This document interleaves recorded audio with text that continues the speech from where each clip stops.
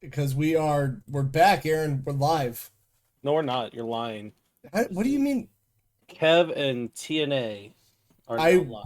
I would love to be sponsored by TNA, but they don't. Me too, brother. Well, I'm wearing a different company's hat, so I don't think they would like that. Wild. You can't believe, not even the one they're partnered with either. What a scumbag. Listen, I don't have enough money for hats, so if you would like to buy me one, I don't have one myself. Okay, well then, so who's the fake fan now? Look at this. Look at this layout, though. The layout from our good friend Stitch. We love him. We had to get rebooted. The DVD logo's going super fast. I probably should have found a slower one. Nah, I like how fast it is. But it's kind of fun. It's gonna hit the corner. It's distracting. Let's go! It hit the corner. Let's go. It's distracting me. Oh no, it didn't. It was like it went boop. Whatever. This is gonna be constant bomb fuckery until we get back into our groove. Aaron did sub before the. No, it's not. Aaron subbed before the podcast, so I guess what a wonderful way to come back by me eating beans. Not to show everyone our docket, but like here's the list of games I played. If you're on audio, sorry. Here's the list of games Aaron's played.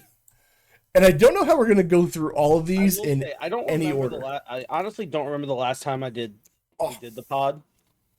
All I know is this is every game that I've played a big amount of or finished this year. There's other games I've played, but these are the ones that I've like played at least multiple hours of.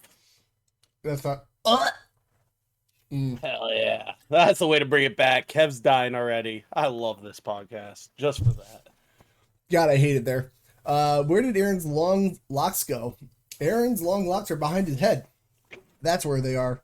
I was gonna say, I just have a horrible hairline. Leave my Vegeta hairline alone.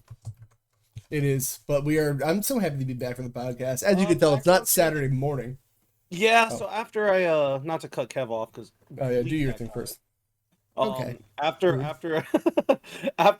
knee surgery, when I came back, we moved stuff around to try to get more room in there. So I want to start using my VR headset and playing Beat Saber again because it's actually a decent workout, like just a little bit of cardio. It's the only thing I ever wanted to play in VR, ever. It's so much fun. And no, he cannot play those keys for you. It's Yeah, no keyboarding during the podcast unless we get some special money. Give us money. I'll play 1,000 Miles for you. I used to know how to play that actually. I like the cover. I think I sent you the cover, right? The 100 Miles one? No, not the gangster rap one. I gotta send you a song. But yeah, no, we're back. It's not Saturday mornings anymore. We're doing this on Wednesdays for now because it seems like a better time. It's with wrestling. I'm busy 99.9% of the weekends ever, so it's really hard for me to do Saturdays, even Saturday mornings, because a lot of times I have to be on the road by 8-9 a.m. on a Saturday morning to get to my show. And you're just a sleepy boy. You can't wake up. So. But Wednesdays are very rare. Like there is training at places I could do on Wednesdays, but like Wednesday is my one day. Usually I do training Monday, Tuesday, Wednesday off, and then either shows and training Thursday, Friday, shows for the weekend. So Wednesday's like the one day I normally have off most weeks. Maybe a show here or there might pop up, but... And I know it makes everybody sad. This is normally one of my video game streaming days, but tough cookies, I want to do a podcast, and we found a way to make it work for now, but life is a forever changing schedule. We'll give you a notice. I would say, just, Wednesday's the plan, but it's most likely going to change depending on life schedule. Between both of us, so. We'll figure a way to get it in there. We're going to get more things going, but I'm happy to be doing it again. Do you know what this podcast is actually going to probably do for me, though? It's going to make you what? Yes, obviously. Okay, but good. I've actually been dabbling setting up all of my shit again. And it might actually, now that I'm on screen, like the big thing for me since like my surgery stuff is just getting myself to sit down and be on screen. And this might break the ice of that. I mean, I hope so. I still I want to do more like when we did wrestling watch alongs, we played something like mindless, like Mario Party or something where we could turn base or like Worms. So down for that. Would you do Worms? Have you ever played Worms? I've never played Worms. Worms would be fun, but Mario Party Works, there's a new one coming out, or it's out? It came out. Yeah, it came out 2 weeks ago. Can you put that on the gauntlet? Because I don't think I ever put that on. Oh, you're on your shit now. So, I guess there's only one way to dive in. We kind of have more, segments planned. The thing about being Wednesdays is we're not going to, we have more time, I feel like, so we don't have to, for one of us to go do something. Yeah. So I got more stuff. We don't have to keep it an hour shorter. We can go a little bit longer if we want. I would go by vibes. I think one of the little segments I have is gonna be fun. We'll do the little news that we care about. As a reminder, this podcast is about just what we care about, what we want to talk about. Like there might be big news, but I don't really care about it. So we're not gonna do it unless you guys want us to talk about it. Thank you. Snitch with my Ouija hat. Yeah, no, this is not for any particular company. I didn't realize that you have it mirrored on the stream because on Discord it's perfect. I think I could fix that. I think I had it fixed before. No, because if I change it on mine, it'll change yours too. It's fine. Shit. Yeah, no, I support Ouija. Women engaging in acting. Yay, acting. Yeah, acting. What else do we have to do? Also, one of the news articles I have is actually about something with baseball because it's just I wanted to talk about it. Okay, that's fine. I mean, if you care about it, I care about it. That's what I'm saying. So it's mostly about video games, but it's about what we care about: wrestling. If Kev has any fun stories. I broke a wall at Jits. Did you really? Oh yeah. Somebody just watched my TikTok, so no shit. There we were. Me and my friend Bruce, and the way our mat is set up is the mat's here, there's a little hallway, and then the drywall where the locker room is. And listen, I can go to Jits, I can throw everywhere around, I can tap them all 15 times. They're not going to learn anything if they do that. So my friend Bruce started training. He's a big gorilla. And I was like, okay, Bruce, let's go have a roll. And he started to get a little advantage of me, and I said, absolutely fucking not. So I twisted, and then I threw him, and we landed in a wall. Hell yeah. You can't win that much on me, damn it. Most of it from like the TikTok story time. Well, no, it was I'm gonna try to find it. Somebody was live streaming the class, and then I had to go back to the live stream to find it and where it was. Yeah, no, it was kind of a lot. Where the hell is it now? I think this is it. Actually, I found it pretty quickly. All right, friends, let me get it. Enhance. So here's me for all the. It was popular in high school. Bruce, listen, Bruce is a handsome man. I can't lie. So for those of you on audio, I don't know how to describe it to you, but basically, I got my red gi in the corner because I love Ken from Street Fighter. Nobody's got red gis. Then Bruce is in white here. You can kind of see us in the corner, and then we go off camera, and everyone just looks around, and my coach just yells, "Yo, the wall!" Like, what are you doing? So, I think I did see this, but I didn't exactly realize what happened. Yeah, no, we went into the wall. And actually, speaking of jiu-jitsu, apparently it's been like about a year since I got my black belt. It has been. You're like a superstar, dude. Feel old, man. What can I say? You know? Bro, we're both old as shit. I don't like it, but like... There's literally wrestling trainees that call me Uncle Aaron, and I hate it. That sucks. I hate that, too. I hate it so much. Wrestler says the wall didn't see it coming. True. True. All right, how do we do the games? Do you like? How are you gonna go? A couple, and then you do like one or two, then I do a couple more. Yeah, as long as we can keep track. I say a couple of them will be quick because it's like the Assassin's Creeds. Like, there's a lot of games I played that like are replay throughs of going back through series that I used to love that I just haven't played in a long time. Okay, that's fair. So like the Assassin's Creeds. So this year I've played two. I played the entire Ezio trilogy, 2 Brotherhood Revelations. I played 3, sadly, and then I decided I needed a break from that style of Assassin's Creed, so I started Origins. I haven't finished Origins yet. That's Egypt because I got distracted by other stuff. Right. Yakuza, which we'll talk about later. Normally I'd pull up gameplay, but there's too many fucking games. When you get in depth on one, I'll pull it up. Okay.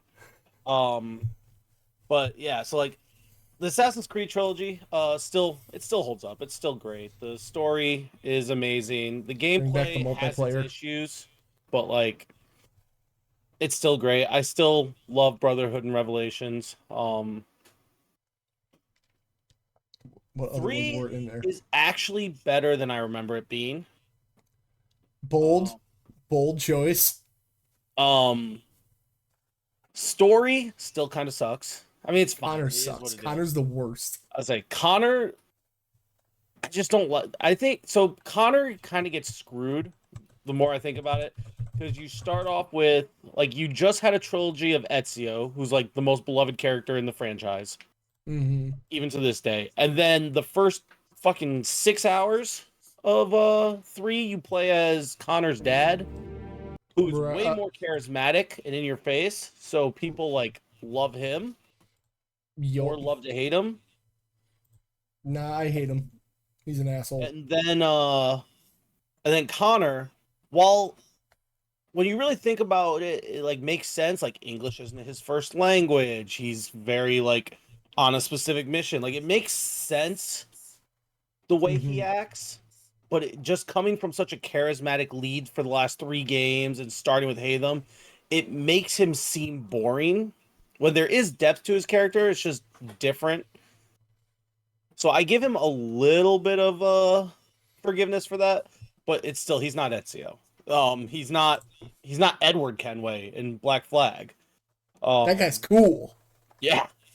But I decided after playing 4 straight old style Assassin's Creeds, I was like, I want to play one of the newer ones. So I went to Origins because Origins was the first one I played after Black Flag because I took a couple games off because Assassin's Creed started going kind of downhill just with their quality in their games. Yeah.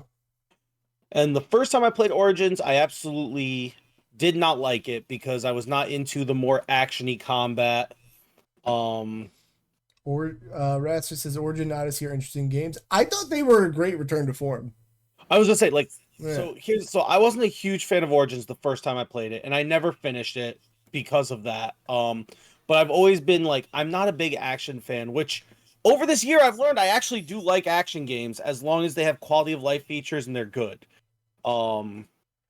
The one that actually helped me, we'll talk more about it, but the one that actually helped me really figure that out was Final Fantasy VII Remake, which I know is a little bit of like a mix, but it made me fall more in love with action. I've played more action games because of that, and I'm willing to play more action games because of it.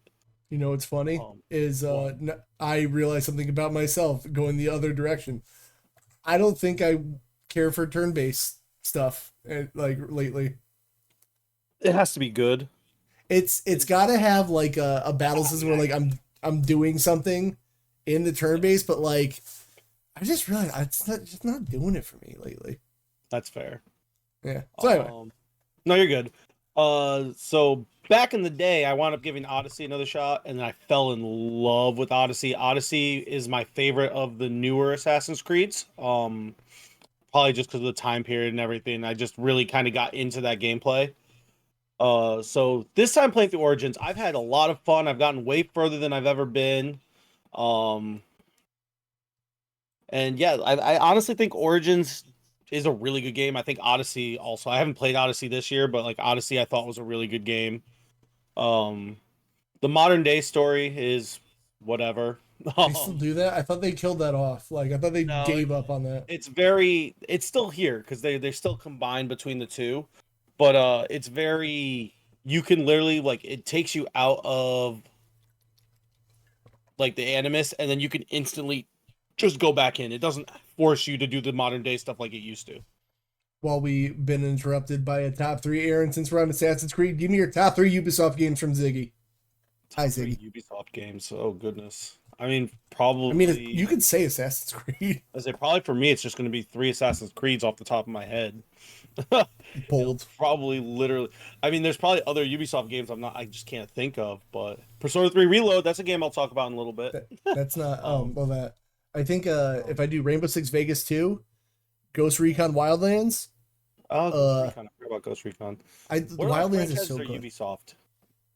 I don't know. Didn't you play X Defiant, dude? They're a super cool crossover shooter. It's an okay game. I need a list of Ubisoft games. Ass Creed Brotherhood. There's my 3. Rayman. You hate platformers. That's true. Yeah, I'm not a big fan of Rayman.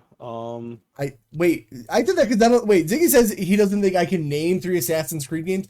Bitch, you're wrong. Assassin's Creed 1, Assassin's Creed 2, Brotherhood, Revelations, 3, Black Flag. What was Rogue? I played Rogue. Nobody played Rogue. I played Chronicles China. I played Rogue, and I did not have a good time. Listen, Assassin's Creed Rogue is the most okay, uninteresting game I've ever played.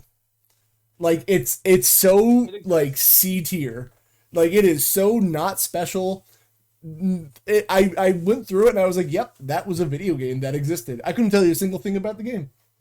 I played Assassin's Creed up to Origins. I gotta do Odyssey. I am scared. Is the whole Ghost Recon series all Ubisoft? Yeah. Ratzer says Assassin's Creed Rogue over Black Flag. Okay. That's bold. Hey, listen, you're allowed to have that opinion. That is crazy. It is an opinion. Black Flag does sometimes go a little like I have issues with Black Flag.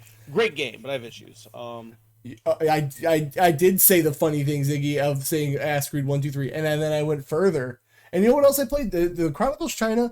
The game is boring as hell. All those 2D ones. I hated the Chronicle games. Oh my god! They did it for Game Club, and I got like 2 hours in, and I was like, "Nah, I'm good."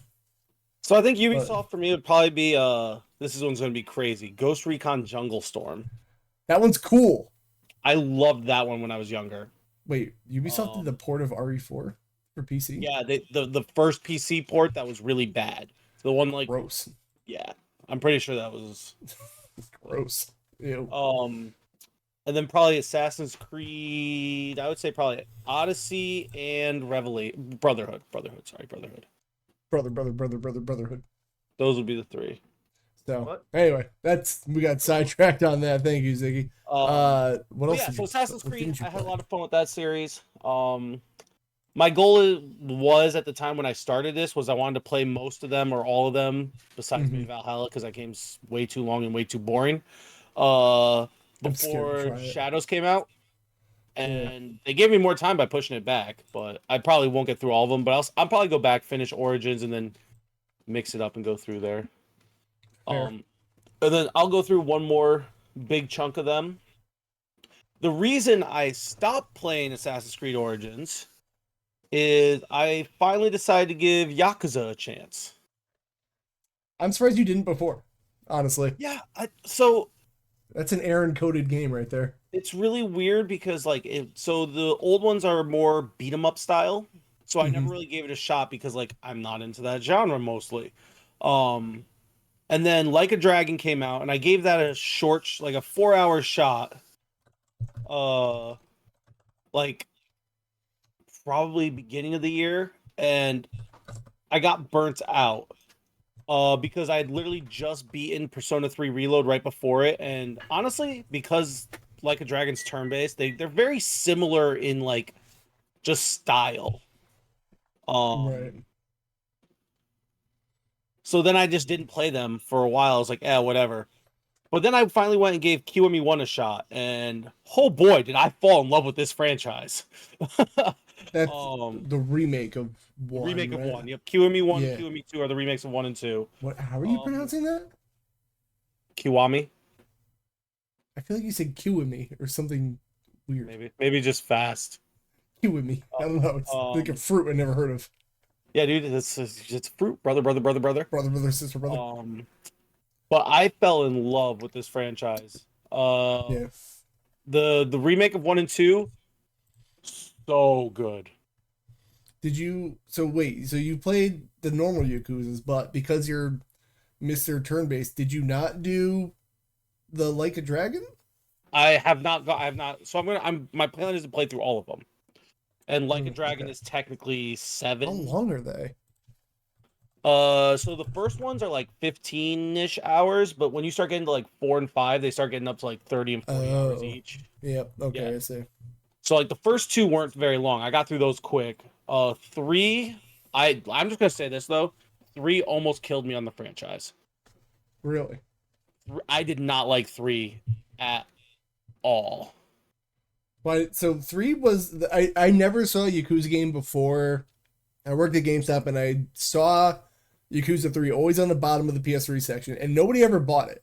So I just thought it was some weird obscure ass game, and I'm now wondering if because nobody wanted to play it. I'm not sure. I just know so far through so I've played 1 through 4.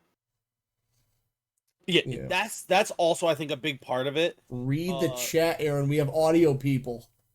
Okay, you read it then. Wait for the remake. Read that. Read it right now. Wait for the remakes. I'm 3 to 5, says Raster. The style change from the remakes are I don't know what that word is. Yeah. So I think part of the problem was the remakes of 1 and 2 made the combat more modern, I guess is a word to use. And then going back to 3, which is just a remaster, was an old style combat that was a pain in the ass. And then also, I understand what they were trying to do with the story, but without getting into too much detail, the story starts off very slow and kind of confusing for the first couple chapters. And just, it doesn't pay off strong enough to be worth it. It's okay to have a kind of confusing story if the payoff for it is really good. I don't think it was in 3. 4 was better. I still think 2 is the best out of the 4 I played. 1 was really good. I know a lot of people say start with 0, but I'm going to play them in release order just because 0 probably has references up to 1 through 5 since it came out after 5. So I'll probably go 1, 2, 3, 4, which I did, and I'll probably play 5, which I just installed on Steam not too long ago. Then I'll play 0, and then I'll play 6, and then Like a Dragon. But I have a couple games that I'm going to have to play before I go back to Yakuza. Metaphor ReFantasio came out not too long ago, and I haven't played it yet. But I figured you would have been on that immediately. I own it. I just Yeah. With California TNA stuff, it's just been tough to find time. Steam Deck, baby. Yeah, I haven't installed on there. I haven't even played the Steam Deck that much this month. October's been I've played all these games, and every single one was in pre-October. I've played like no games this month, just with how busy I've been. And then the other game that I need to play is Dragon Age Veilguard comes out tomorrow. So can't really see too well, but Dragon Age Tattoo. Dragon Age is like one of my top 5 favorite franchises of all time. I've been waiting 10 years for this franchise. I will be playing Veilguard tomorrow. I've only heard good things about it, and I'm not even a Dragon Age guy. Yeah, like the only negative things I've heard, we're not even gonna talk about it here. Doesn't matter. Anyway. Wait, what? It's like, oh, is it dumb stuff? Yeah, okay, got it. Yeah, that's the only negative shit I've heard about it. That's fair. Well, not fair. It's dumb that people do. You get it. So Dragon Age 1 and Inquisition are good stuff. I think they are great stuff, and I think Dragon Age 2 is very solid stuff. Which is why I'm going to play it. As good as 1 and Inquisition, but 2 is it's not as good as 1 and Inquisition, but still a solid game. It's a solid game for what it does. Are the negative things that they changed the playstyle again? No, not really. No, I think this is a like Veilguard seems to be a natural progression of the way it's been going. Meaning what? Oh yeah, Origins is probably the top 4 or 5 favorite game of all time. I have replayed it at least 7 or 8 times. I am in love with that game. Sick. But yeah, so back to what we were talking about. Bye, Chels. Yakuza. Oh, coffee. Yakuza. My brain is not working. Also, to be fair, your brain probably isn't working. That's what I was about to say. I probably got a concussion last night, so I'm even more all over the place than normal. Dick. What a comeback. Hell yeah. Hell yeah. I wasn't canceling for a little brain damage. Yeah, the CT is not even real, dude. Didn't you hear Stone Cold? Oh yeah, true. Yeah, obviously. But yeah, so Yakuza, the characters are amazing. It takes itself serious enough when it needs to, but it's also not super serious. The story, for the most part, is great. It's like over the top in the right ways. I can see why Kev didn't like a lot of it, because I will say there are very long stretches where the gameplay is walk here and talk to this person, walk here and talk to this person, walk here and talk to this person. So let me do this, because I said I had words about Yakuza 0. I just got to throw it in quick, because I know Raster's going to be... I don't know which one you played. I played Yakuza 0, and like, I was going over, like, I'm kind of getting over turn-based stuff. I'm just getting over stuff that is like, I know I got the ADDs. I need to be doing something with my hands all the time. I got to be fiddling.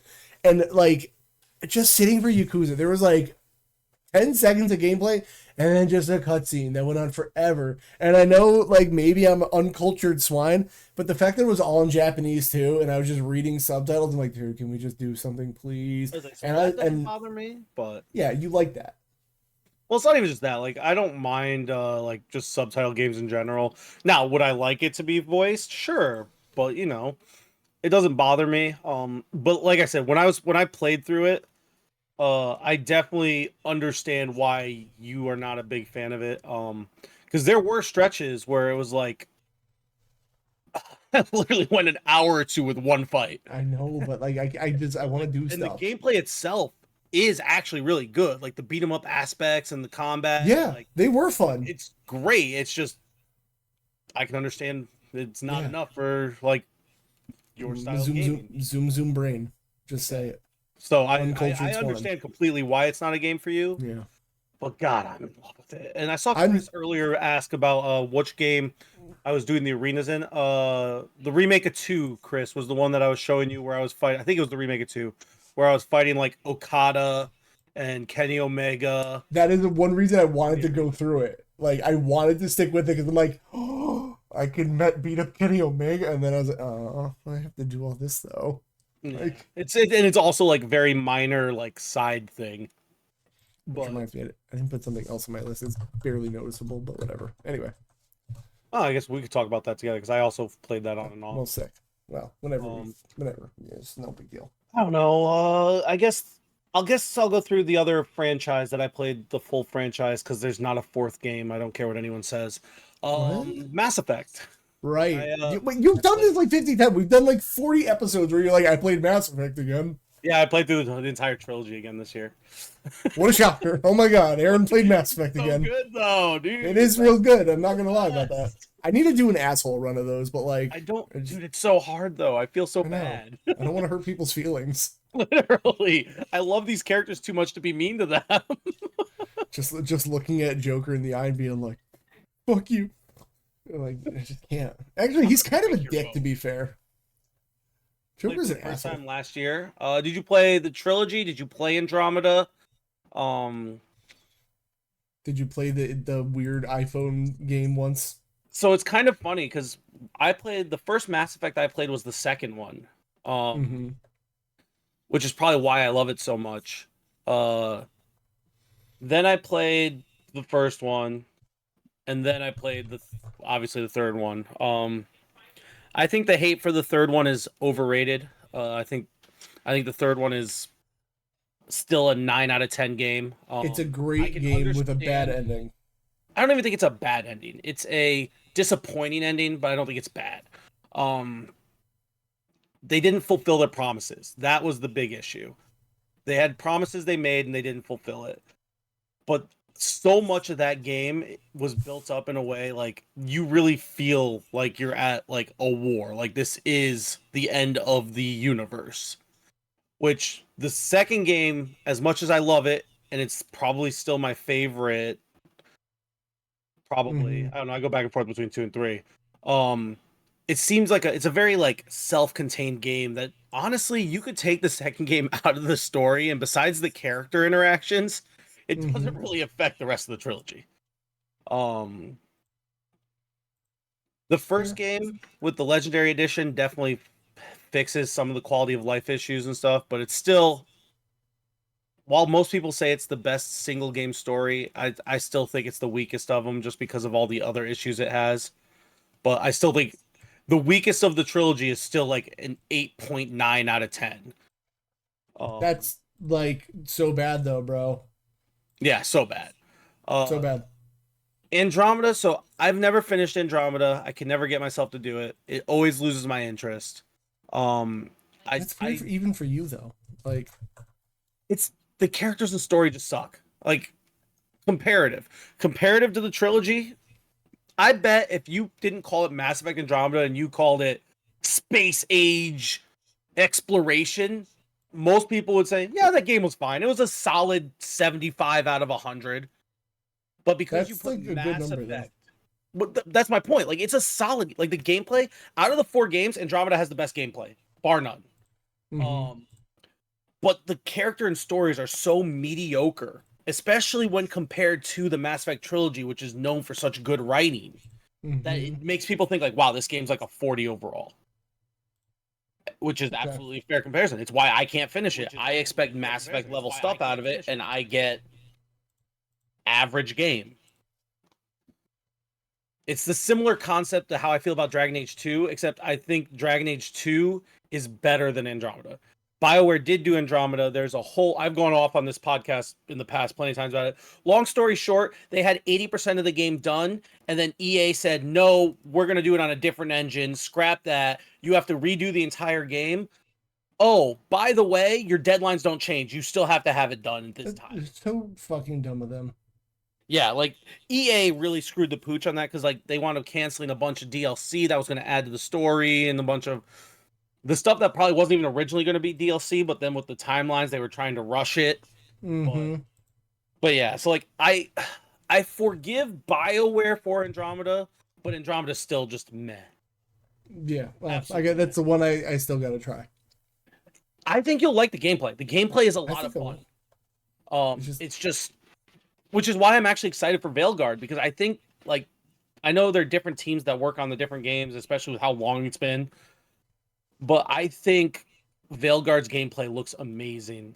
It looks like a nice combination of Inquisition and Mass Effect together. Sounds right up your alley. They kind of like streamlined it, so it's not as like, I think you can only have like, you basically have the similar like circle that Mass Effect had. You know what's wild is like I went to go put up gameplay of Veilguard, and all I'm seeing is like people being like the truth about Veilguard. The reviews are bullshit, and like I've only heard good stuff. Yeah, no, it's just Honestly. cringe. Woke doom nonsense. Yeah, posting. Yeah, of course. So, Veilguard does look good. I wonder, like, all right. So I guess I'll ask when you play it if I like, because I didn't get into Dragon Age 1, but like, do you think Veilguard would be like a spot I should try? From my understanding, I haven't super been into all the dev stuff because I was like trying to just come into this just fresh. From my understanding, they tried to make this game where like if you've played the other ones, there's lots of Easter eggs for you. You're gonna love them, this and that. But if you're coming in as a new player, you can start with this, and there might be some little things you don't get, but the overarching everything, you can start with this one. Okay. That was what they were trying. That's what they were trying to do, at least. I obviously haven't played it, so I don't know if that's how it comes across. But guess I'll find out. But yeah, I've been, so like if you look something at about it, me's been itching big RPG. Like they took some influence from Baldur's Gate 3. They've definitely combined Mass Effect with some other stuff. I'll try maybe. I'll give it the old college Kev try. Yeah, the story picks up from that, but at the same time, like one, flashback video, but two, Dragon Age has always kind of like each game has kind of been self-inclusive. Like even 2 you can pretty much play without knowing Inquisition or Origins, and Inquisition you could pretty much play without knowing the first 2. I know people who have. So like people get mad at Dragon Age because they expect Mass Effect, because it's made by the same people, where like everything connects all the time 100%. The gameplay is very similar over and over and over. Dragon Age has always been a franchise where every game tries something new. They don't stay stuck to one formula. Whereas Mass Effect's been the same formula every game. Dragon Age, every game, the gameplay changes. Every game, the story, the art changes. So that's why with a lot of the negatives I've heard about Veilguard that aren't just the woke bullshit, is stuff like, wow, I can't believe the art has changed so much. But then when you really go and look at all the games, like, it's been a natural progression. The gameplay's been a natural progression. They don't follow one formula with this franchise, which I think is kind of cool. Mixes it up a little bit. Now, it can be aggravating when you go from Origins to 2 and it's not as good, but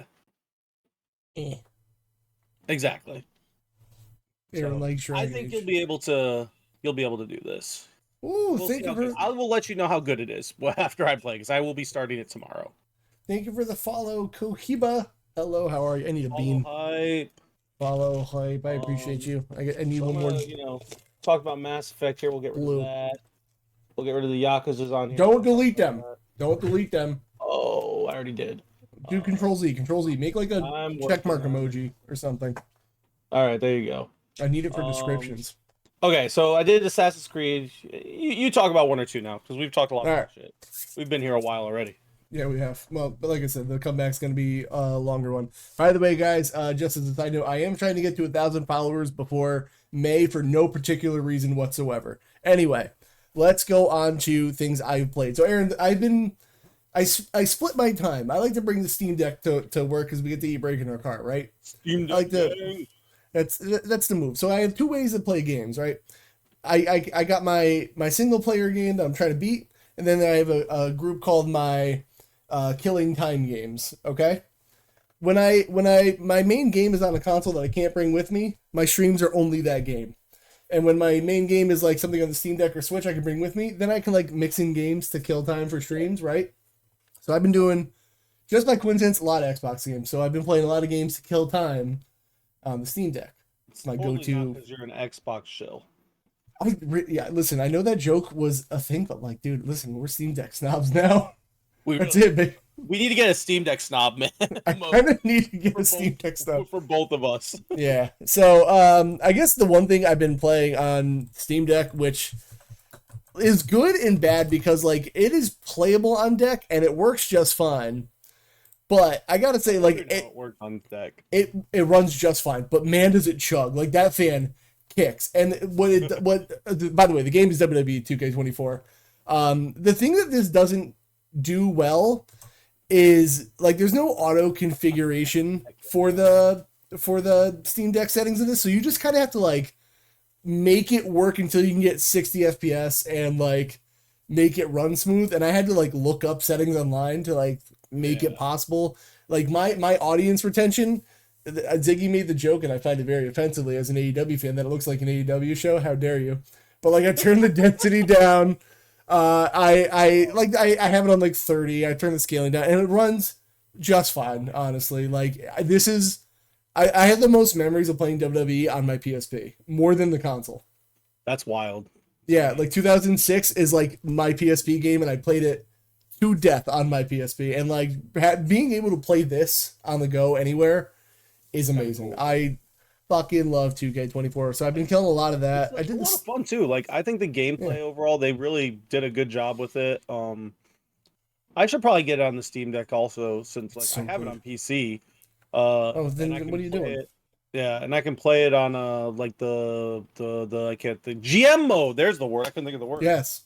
I also them because like I only do like I'll sit down once, play it, and then I won't play the game forever. So if I have it on Steam Deck, I might actually get through a GM mode. That's actually when I did play GM mode. I found it way easier to play on a PSP versus like on a console. I don't know. That makes sense. I dabbled a little bit in universe mode again. I said that mode just sucks. I'm just gonna be honest. It's not. I don't want to make a whole league. I was say it's for the people who want to go online and like create their own fantasy bookings and do all that. That's what it's for. The thing that like really annoys me is that the cutscenes they pick can like not match up with what happens. Yeah. And like I'm just like, okay, so like Seth Rollins lost the title in the match, but the cutscene he had the belt after the match for reasons like it was dumb. I don't know. Anyway, 2K24 is real good. It's real good. What else have I played? Speaking of, okay, so I was killing time with this today. Mortal Kombat 1, which is complicated on the Steam Deck. So the reason I you know me, I don't know if you can tell by the name. Some people can't figure it out that I'm a console guy. I don't like thinking about settings. I don't like, I know. Well, people don't get this. Every time I explain myself, they go like, well, why don't you get a PC, idiot? You're wrong. Anyway, so Mortal Kombat 1 came out for Steam, and it said deck verified. And I don't know who they paid off. Because when this came out, it ran like dog shit on a Steam Deck. Like, did it maybe run well on, I mean, there's not much of a difference. Did it somehow run better on the OLED for some reason? No idea, but like people said, like it's verified, it works, but like it runs like 30 sub FPS. It would crash when I was doing the story mode. It got to the point where I got it on Xbox because, but like the thing is, the Steam Deck's become such a like, if I'm not playing a game with an end goal, like a fighting game or like WWE or like a pinball game, like I like to bring it on the Steam Deck because it's a time killer. Yeah. So like I got it on Xbox and I never played it because I'm like, I'm home, so I want to work on something else. But like there must have been some update because something in my brain went, I bet they fixed it by now. And they did. Mortal Kombat runs great. Yeah, you got to turn down some settings because it's you're playing on a little handheld. And also this game takes up like 120 gigs. Dude, that's That's a lot. I have a terabyte SD card in there. It's a lot. But like whatever they did, it runs great now.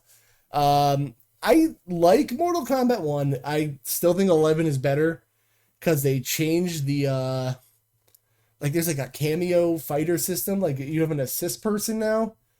It's kind of weird. I think 11's better. I messed a little bit with the story mode, but I gotta be real, the fighting game story modes that have been going on, they make no sense. About them. Yeah. No, they make no sense. I'm playing it to just do some arcade modes. Wasn't this one supposed to be like a reboot of the story or something? Yeah, like Raiden's like a human now, and Liu Kang is like the god. Whatever. I don't know. It's all dumb. But Mortal Kombat 1, it's a decent game. I fell into the trap. I'm a hypocrite and a scumbag because Street Fighter 6 was gifted me beautifully by Ziggy. I love you, Ziggy. I did get Tekken 8, and I got Mortal Kombat 1. And goddamn, the DLC for Mortal Kombat 1 is gross. Like, really? So gross. Like I always say, like wait for the complete edition. You know what's gonna happen. I think I just got caught up in Not to cut you off. So Chaz just said there's a few games verified day one and de-verified in a month. If that happens to Dragon Age Veilguard, I'm putting my head through a window. You want to know what game did that? AEW Fight Forever. It used to be playable. It says unsupported now. That's crazy. Not that I know people got issues with that game, but like Veilguard should be fine since it's a stylized art. It's not like. But the EA launcher. Oh. Yeah, I don't even know if it's gonna. Is it even gonna be on Steam? Oh, I own it on Steam already. Oh wait, no, Dragon Age. Veilguard. Yeah. You own it on Steam already. On Steam. Yep. Okay, weird. So yeah. Anyway, Mortal Kombat 1, good game. Though, I know Veilguard's supposed to be 100% offline, like nothing online at all. I did hear that, but I couldn't verify that. Thank goodness. What was I just about to check? Oh, Mortal Kombat 1 DLC. So yeah, this goes back to like, dude, really wait for games just to be like done when they come out, man. I shouldn't have done this, but I was like so Steam Deck brained. I was like, I'm just gonna get it. I found out a code site for cheap, but like it's on sale for $24.99, right? All the DLC. Oh my God, dude. Like, what is it all called? It normally gives you like a total at the bottom, and it didn't do that. Probably because it's gross. But there's so much fucking DLC, dude. Like, oh, I'm really breaking it. I don't know what I'm doing here. Chaz said there isn't a launcher for Veilguard when purchased through Steam. Oh my God. Well, I guess that's good. That's correct. I mean, listen, with all you PC people, I don't know. I really, honestly don't find it too big of a hassle to click a different icon. When it comes to Steam Deck stuff, I get upset. Steam Deck, yeah, that's the issue. I can't. It doesn't tell me all the DLC pricing, but if somebody wants to sit and do the math, it's a lot. Is my point. Even on sale, it's a lot. Yeah, so I should have waited, but I'm here now. I did it. Mortal Kombat 1's a good game though, but like I would tell you, just wait for a sale. It's on sale now, I guess. Your review though, brother. Yeah, I did review it like ass, and then, actually that goes back to another thing. Something with the Steam Deck on this, people are getting all different frame rates and like performance things, and people are telling me like I was wrong in my review, and I saw the people being like, no, I'm having an issue. Very weird release. I don't know. Something came out because I saw something about like a patch came out in like April. Yeah. And I guess it works better now. So whatever. If you put your game on Steam, stop making it redirect to your own launcher. Yes, that doesn't make sense to me either. But again, I'm not a PC person. Just click on a different icon. All right, what else have I played? Horizon Chase Turbo. You ever heard of this game, Aaron? No. All right. So the second one I think is only an Epic exclusive and a console. I guess for PC wise, but consoles you can play whatever. Anyway, it's an arcade racing game. Old arcade. Yeah, I was saying it looks like an old arcade racer type game. It is very, very fun. I think it's been on Switch forever. I don't know what came out first, but like it's a super cool little fun arcade racing game that I think everyone should try if you haven't yet. I haven't played the second one yet, but like no items. There's pretty much just nitro and like getting a different car. Like Cruising USA type game. Basically, yeah, but like more fun. It has 2-player and online and split screen and all that. It's a really fun game. Right there, Goldberg. Calm down. Yeah, so that's fun, except when the speech bubble takes up like the left side, like it says something big, and then I can't see the left. I'm like, can you please stop? But other than that, no, this game's real good. You could probably get it real cheap right now, being that the second one exists. But when the second one does, I assume their Epic deal's not forever because they want the real exclusive anymore these days.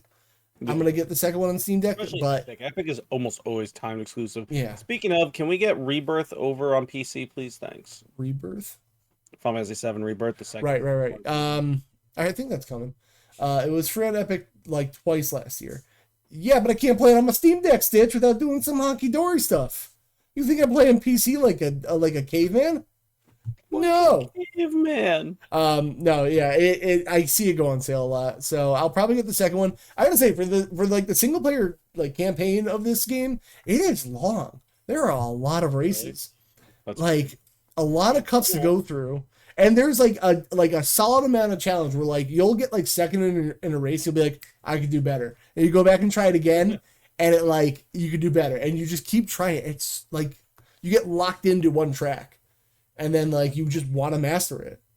It's so I didn't realize there's like a gas area tank. Yes, you have to refill your gas as you go too. Yep. Which comes into the strategy of the race of like learning the track is like when you have low fuel, it'll beep at you like where there's gas on the track.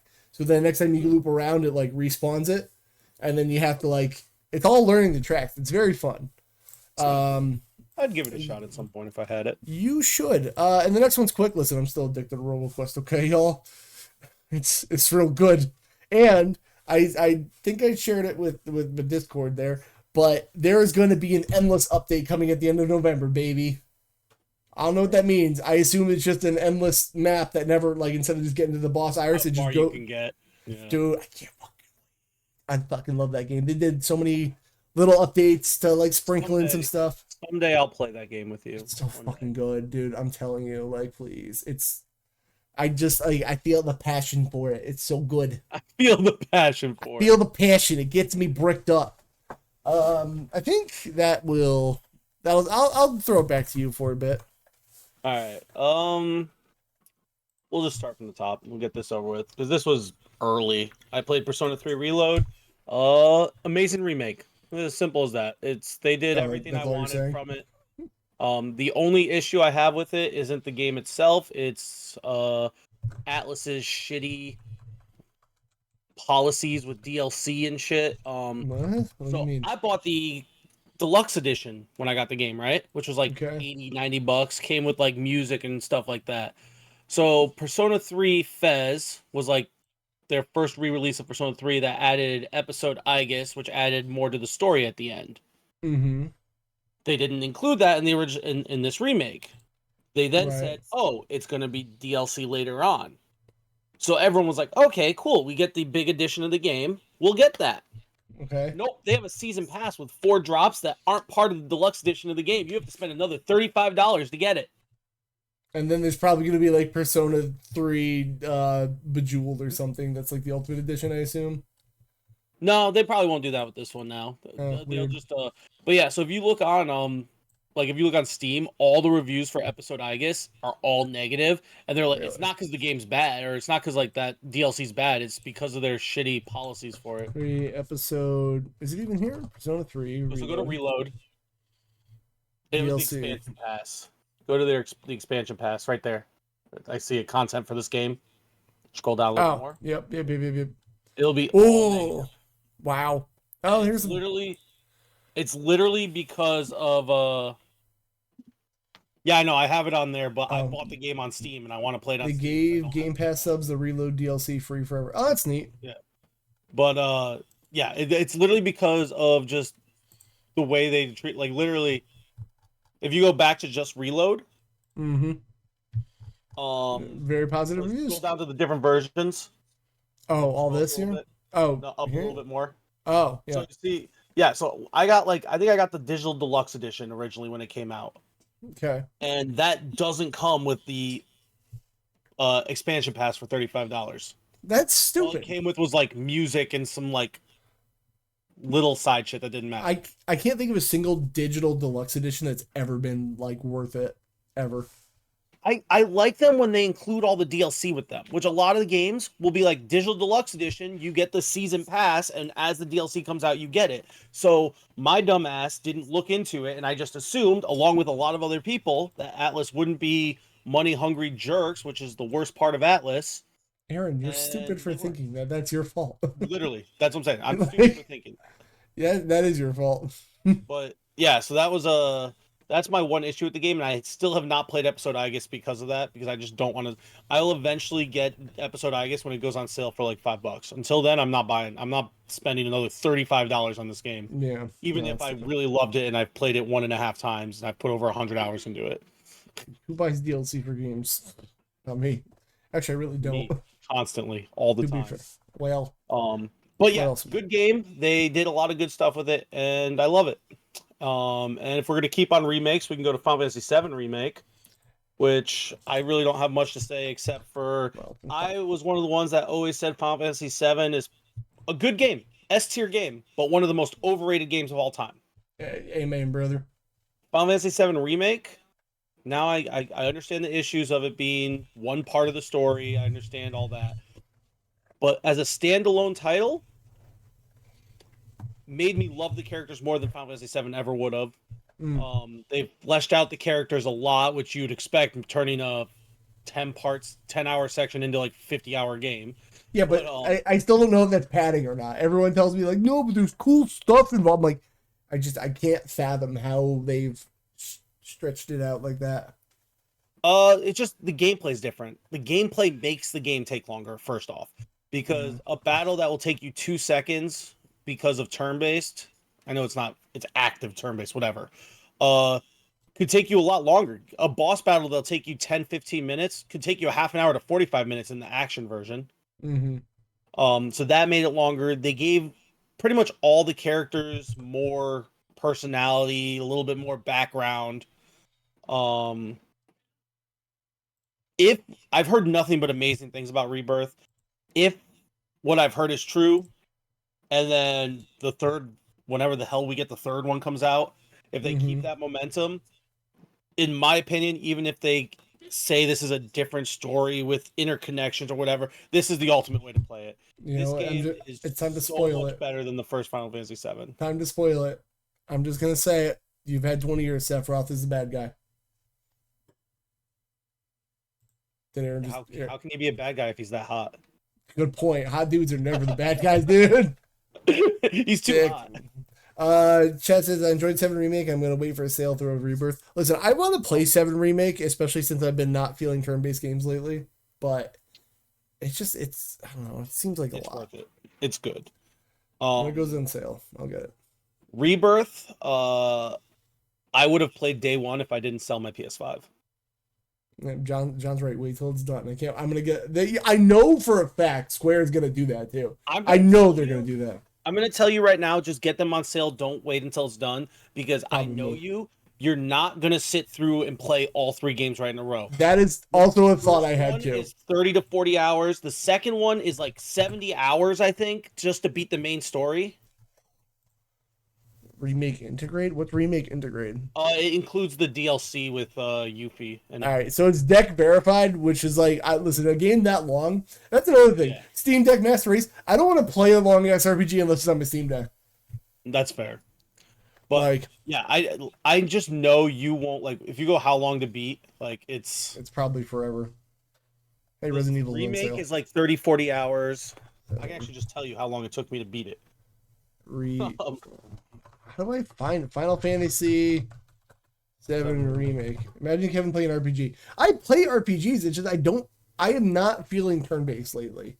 Y'all know I got the attention span of a mouse with cocaine in its blood. It took me about 34 hours to beat Final Fantasy 7 Remake. Okay, that's not bad. So I don't know. I've just not been feeling very that turny. Includes Yuffie DLC. I beat that also because Yuffie is my favorite character in Final Fantasy VII. So Remake Integrate is the game plus the DLC. Yeah. Okay. It's just what they called the remake after they like. It's like the remake deluxe edition per se. It comes with the DLC and stuff. That was a big fuck you to PS4 players, says John. I half agree, but I have still been campaigning that like this generation of consoles is pointless. I wouldn't have started with the second game, but it's so aggravating to me how long we're into the PS5 life cycle and sports games are still being made on the freaking old console. I keep saying like I kind of want a PS5, but like I really don't have a reason to get one. There's literally there's like 3 games and they're all going to come to PC at some point. Well, that's the thing. Like again, I'm not the PC guy, but if they come to Steam Deck and they work, then like I don't want one. But yeah, so Remake really good. Rebirth, I'm excited whenever it comes to. When it comes to PC, whenever that is, I will probably get it, barring money, life, and all that, as close to day one on PC as possible because I put Remake off because I did not think I was going to like it. Because again, I don't normally like action games. I like the more turn-based. This game was like, if you play on the little bit harder difficulty, this game is actually a little challenging. Honestly, it's kind of challenging. Well, that's good. I loved it. It was so much fun. It's you should play it. I think you would like it, honestly. If you just don't expect like the full Final Fantasy VII story. I mean, I'd have to break that out of my life. But it is kind of a cool, like it has its own self-contained story, and then like it ends in a good way, I think, overall. So I know all the Resident Evils are on sale apparently. Yes, they are. Four got like 1, 2, 3 sales today because different key shops. I need to play the 4 remake, man. It's good. It's good. Actually, I didn't put that in my list, but I played the 3 remake. Pretty good. So that's all I got there. Forgot to mention it. I haven't seen a single thing announced about Final Fantasy VII Rebirth coming to to PC yet. There has not been a single announcement on that I've seen. It'll probably happen. Okay. What else we got on this list? It will eventually. I think 16 just came to Steam or PC. Right. We got more games to run through. Let's do it. Final Fantasy 1, just go through quick. Game still sucks. It was great for the time. Did you try it again? No, I beat it. Oh, okay. Yeah. That's what the Steam Deck's good for, is I can just grind through shit like this. Yeah. Ratzer said Resident Evil 4 Remake is good but confusing for a first playthrough with how they remapped it. Well, with the first playthrough, what do you care how it got remapped? It's confusing if you're someone like my friend Chris, who is obsessed with 4 and knew where every little pixel was in the game. Oh, that because they definitely changed. Like I watched him play and talked to him while he played it once, and he was like, wow, they moved this, so now you come into the back of this house. Like at this part of the game, you'd normally be in the front, and it was really cool, like to hear his like understanding of it, and that could make it confusing. But if you're not like super obsessed with Resident Evil 4, like if you're a casual Resident Evil 4 fan, you won't know the difference. Have you played Resident Evil 3? I understand what they're saying. What? Have you played Resident Evil 3? The remake? Yeah, either. I've dabbled on the remake. Okay, yeah, the remake is apparently like so different than the original. Like I was streaming it, John was telling me how like none of the game I'm playing is like the original at all. Basically, there's a lot of changes and a lot of cut content. RE4 is the best Capcom game ever. Wow, it's a weird way to spell Power Stone. Oh, weird. I feel like Chris would agree. I mean, I love Resident Evil 4. I'm waiting for Power Stone remake, man. I can't wait. We'll just go to Death End Request. Kev would hate this game, but it's Death like End Request. Yeah, it's like a weird turn-based mixed with visual novel game. Oh, this sounds terrible. Yeah. It's actually kind of fun. Because like the point of this game is to find out every single way to die. Oh, wait, I'm good at that. Yeah, like you get more endings and stuff by finding out different ways to die, which is kind of cool. But yeah, well, it's decent. I would say it's like a C+. I enjoyed it enough that when I get a chance, I'm gonna get the sequel on sale. Rasser has never played Power Stone, but it's giving Neo Geo vibes. It's like if Smash Brothers was in a 3D arena. That's weird. It's great. Whose car alarm is on outside? Fuckers. Stab. I hope nobody can hear that. It's not mine. That's all I care about. Thank you, T. Let's skip those ones. Marvel Snap, we don't really have to super talk about. I'm still playing it on and off. I love Marvel Snap. I love card games. Which brings me to the game that just came out last night, Pokemon TCG Pocket. It's basically like if Yu-Gi-Oh! Duel Links. It's like Pokemon's version of Yu-Gi-Oh! Duel Links. It's a faster version of the game with its own little bit of like rules and stuff that's a little bit different. I've only played today, but it's fast-paced. If you like Pokemon or card games or the Pokemon card game, very addicting. Why is this Hearthstone? Why do we just go into a Hearthstone ad? I don't know. Sorry, it's an ad. I mean, it's the Pokemon trading card game, right? Yeah. If you like Pokemon, if you like the Pokemon trading card game, and you like wasting time on your phone, try it. It's worth the try. If you don't like any of those things, don't try it. It's that simple. Do you feel any need to spend money? Need? No. Okay. Will I maybe get like every mobile game, there's a premium pass. They give you the first 2 weeks free, and then you can cancel it if you want. All right. You get like an extra pack a day with it, plus some other bonuses. I'm gonna give this a week of the free pass, week or two, like up until for the free pass, and then decide if I want to. I have a $10 limit I spend on mobile games a month. Okay. Usually it goes into the Marvel Snap season pass. We will see in 2 weeks if I like this game and more than Marvel Snap. I will move that $10 to this per month. Okay. I feel like this would be like take over your life more than Marvel. I could definitely see people, because there's definitely ways where people will drop a lot of money in this game. Yeah. My brother-in-law would love this. I'm sure he knows about it. Yeah. Chaz asks, how many times are they going to relaunch? This is not a reboot of the Pokemon TCG. This is its own thing. Just like Yu-Gi-Oh! Duel Links is its own thing with a faster version of like the game with its own rules. It doesn't play like it. It's in its own little thing. That is what this is. This is nothing. Like, this is not a reboot. Yeah. I mean, it's another way to play it, though. Well, it's like, it's not, you're not playing the exact, like, you don't put energies in your deck. You get 1 energy per turn. Like, it has its own rules. It is separate. So it's not the normal card game.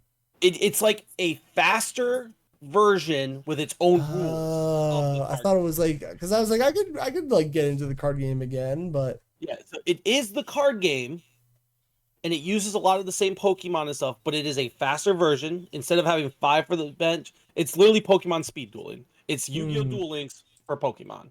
It has its own rules. Instead of having, like, say, 3 bench Pokemon instead of 5, you I was don't gonna ask win about by that. collecting prizes. You have to get 3 points, which is either house rules, kind of, yeah. Yeah, John said it's like house rules and Monopoly, which means throw it out the window. Got it. There's like you get 1 point for knocking out a Pokemon or 2 points for knocking out an EX Pokemon. And you need to get 3 points to win. You choose what type of energy your deck gets before when you build your deck. You can choose 1 or 2 types, and then if it's 2, you get 1 of the 2 at random each turn. Okay. So it's very. Chaz says Yu-Gi-Oh! Duel Links is like speed, like they said Pokemon speed dueling earlier. It's speed dueling, literally. It's the rules are there's only 3 spots instead of 5. They had their own built-in. The decks are half the size, like this. I think Pokemon trading card game, it's like a 50 card deck, and this is only a 20 card deck. Yu-Gi-Oh! Duel Links was also only a 20 card deck when normally it's 40 or more. So yeah, I spent a lot of time on Duel Links until I took a little break and went into Marvel Snap. Marvel Snap was more fun for me. Oh no, I'm talking about Yu-Gi-Oh! And I just saw Chris just open Yu-Gi-Oh! Legacy of the Duelist. He heard me. No, Chris, don't do it. Don't play Yu-Gi-Oh! But yeah, this is a game, if you like Pokemon and you like the Pokemon trading card game, give it a shot. It's very pretty. It's very well done for what they have so far. I will say, if they don't add any new content within a month or 2, it's going to get boring quick because there's not a lot of content in it yet. But they seem to have plans for updates and stuff, and it's a mobile game, so there will be. Yeah, well, they're better. Very pretty game. That's all I've done today. Again, I've only played it 1 day. My opinion might change, but it's basically all I've done since I got home from work. All right, what else we got on here? I can go through the next 2 pretty quick also. Yeah. Oh, Stitch is playing Adam. I'll copy that and let me add there. So Total War Pharaoh's Dynasty. It's Egypt Total War. Basically, the background in this is they released Total War Pharaohs and it was bad because they cut out a lot of content and it was awful, and it was so bad and got so review bombed that I forget the company that makes it. Basically said, "Isn't the Sega studio? You're done. We're not doing it. Like, we're not releasing any updates or anything." And then, out of nowhere, like 8 months later, they must have like greenlit to let them just do something. Everyone who owned Pharaoh got a free update that was like 40 gigs. Huh. That they called Pharaoh Dynasties, that added so much to the game that, like, basically, if this was the game on release, everyone would have loved it. It fixed almost every problem everyone had with the game, and the company didn't get a single penny out of it. They just wanted to release the game that they originally had planned to make, that the publisher forced them to put out early. But yeah, it's basically Ancient Egypt, Total War. If you like Total War, you'll like it. If you don't like Total War, don't play it. I won't. Don't worry. But it's fun if you like strategy games. I like the combination of turn-based on the map with real-time strategy battles. It's like a nice little mix. And then the other real quick one is Fire Emblem Engage. Still haven't beaten it. I also have to loses play my that. interest every time. It's the gameplay is great. The story and characters are very meh. All right. I like a lot of the characters. It's just like the story is very generic. If this story, if you told me this was the story of the first ever Fire Emblem, I'd be like, yeah, that makes sense. Came out in like the late 80s, early 90s. Yeah, that makes sense. But for a game coming out in whatever it came out, was it this year, last year, whatever, 2 years ago? I don't even know at this point. Civ 7 explodes PCs. I say Civ 7 comes out next year, I think. Yeah, I was gonna say. But yeah, Engage it's fine. It exists. Civ 7 on Steam? Nope. Oh, it's gonna be eventually. You talking crap about Fire Emblem? You better calm yourself. Listen, I like Fire Emblem, but I gotta say they I feel like they kind of went too hard on it for a while. Just give me the remakes of the GameCube and Wii games. That's all I want. No, we need a remake of 4 first. Get me a remake of all the Japanese exclusive games. That's fair. They'll make it a timed exclusive with your NSO membership again. Ugh. But hello, Adam. Yeah, they will. What else we got on here? I can't really say they went hard on Fire Emblem. What do you mean they went hard on Fire Emblem? Like it was like ever since Awakening came out, I feel like they were just like game. Like I feel like they've been really. I mean, Three Houses came out in 2017, and there's only been one actual Fire Emblem game since then, Engage, and there was one spinoff. Why does it feel like more? Because you play Smash Bros. And you hear the stuff online how every other Fire Emblem character. No, those people took that way out of proportion. I don't agree with that. Like do I need Piranha play it?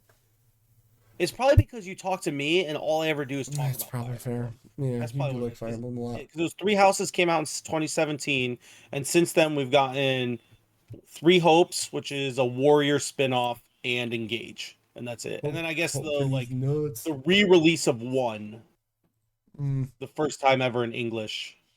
Nice. But, yeah. Well, all right. What else we got in here? Engage is just not as good. It's fine, but it's not as good. I have 3 games left, but just crank them out. Go ahead.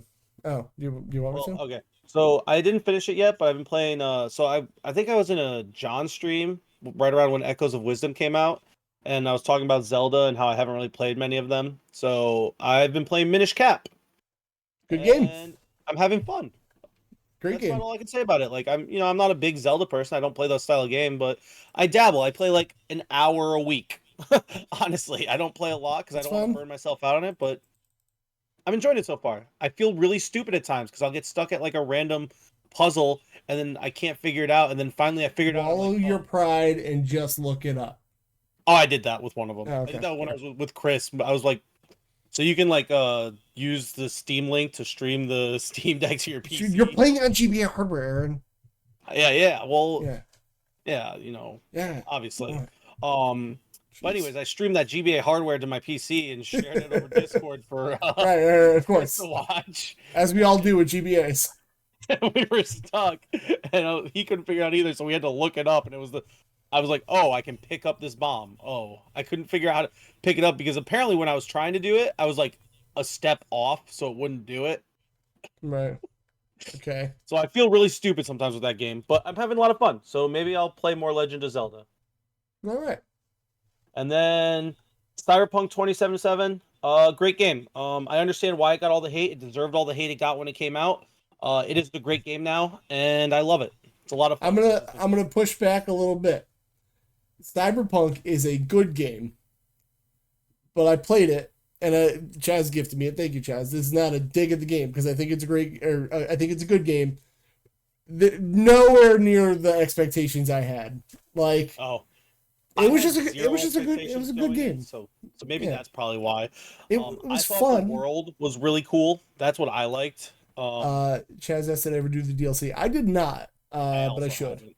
It's got Idris Elba and he's handsome. So the game did get hyped to hell, but I didn't care about it as much. And then when it came out and bombed, I literally thought I'd never play it. The only reason I played it is the new Steam family sharing. Someone in my family has it, so I was like, I'll give it a shot. And then I got hooked because I just really enjoyed the world. I thought the world was awesome. It's one of the few games nowadays that I spent more time just exploring, doing random side shit than actually playing the main story, which is rare for me nowadays.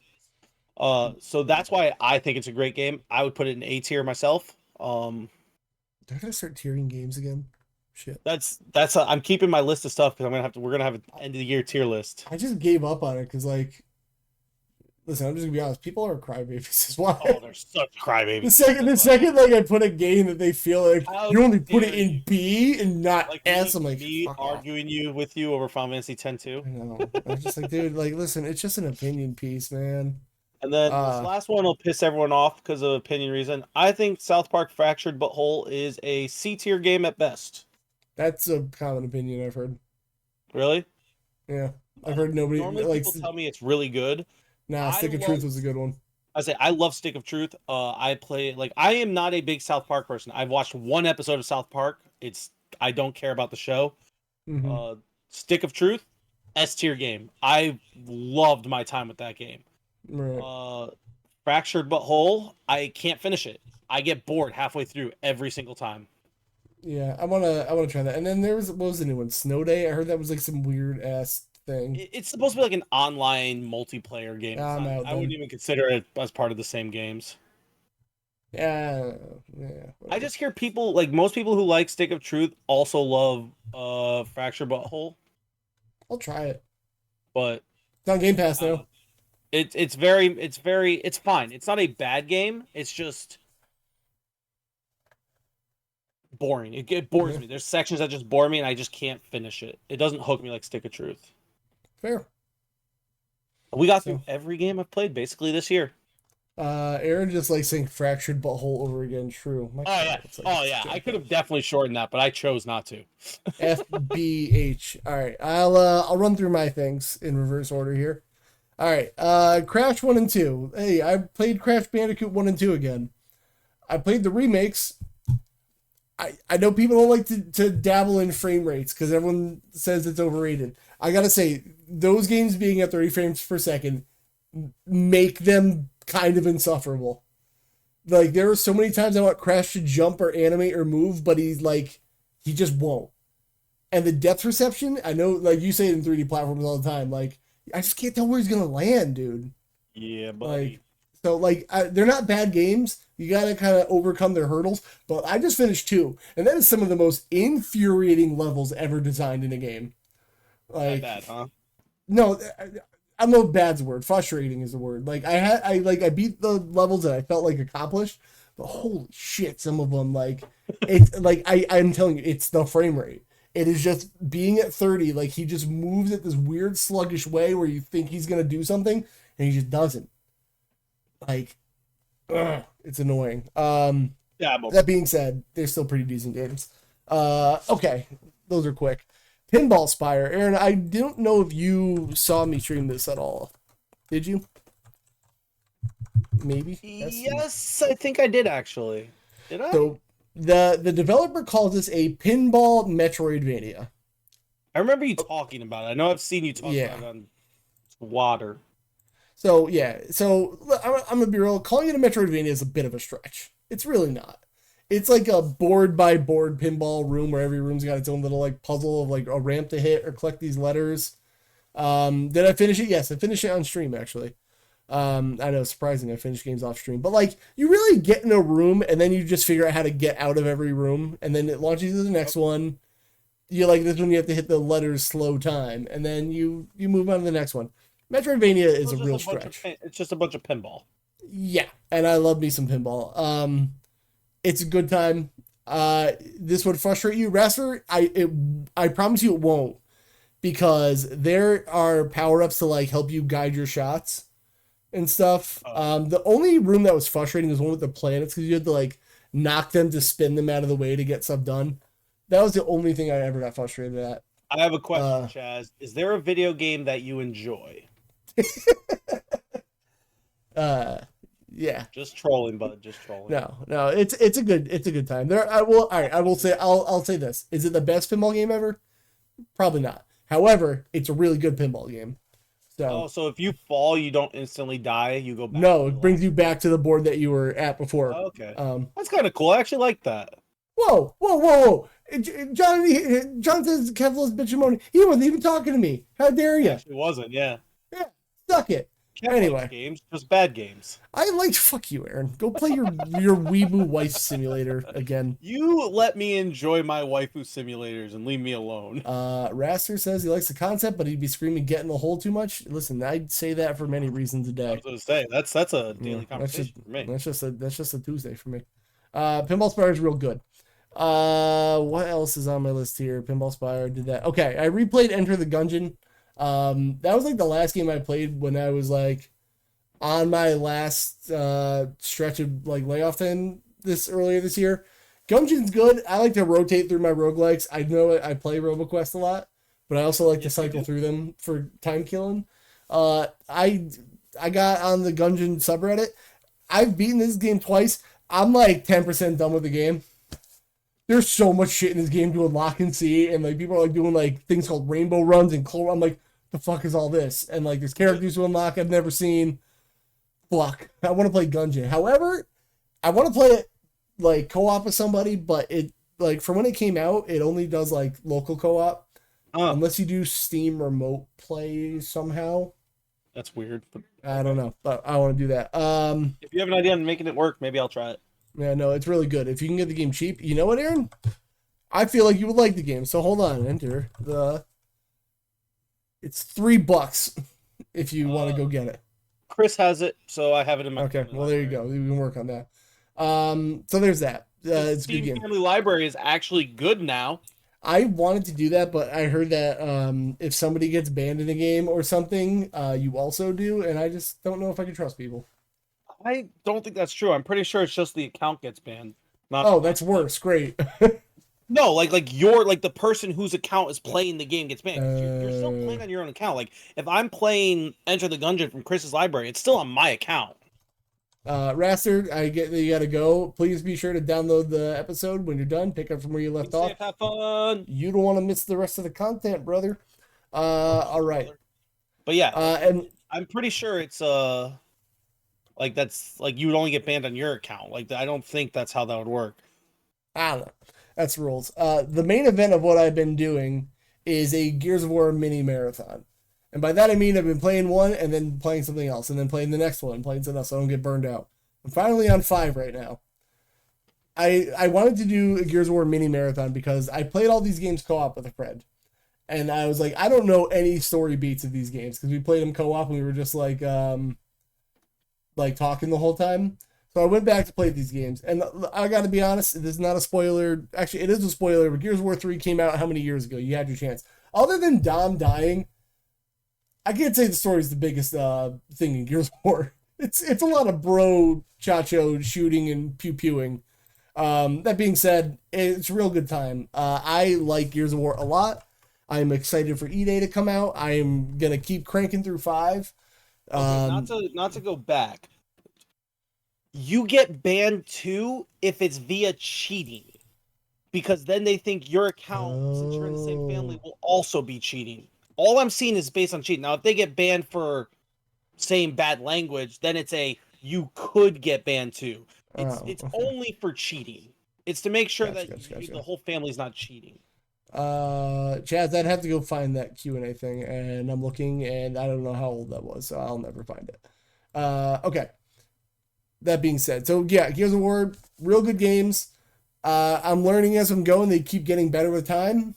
I think everyone has been better than the last, except Judgment, which was fine, but like you could tell it was made by a completely different studio. Like the way you pick up guns is different, the way you do grenades is different. Just completely different game.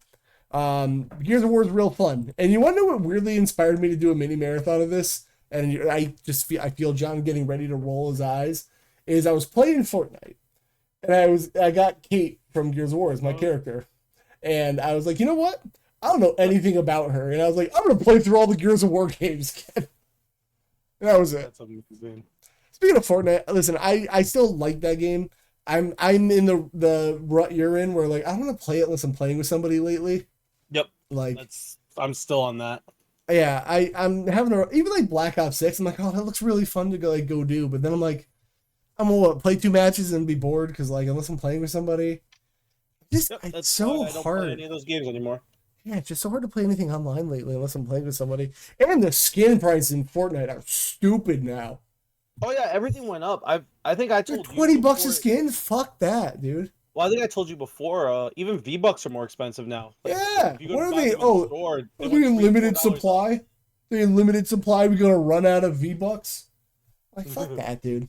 Like yeah. Anyway, so that's everything we've been playing. God, we've been going for an hour and a half with these.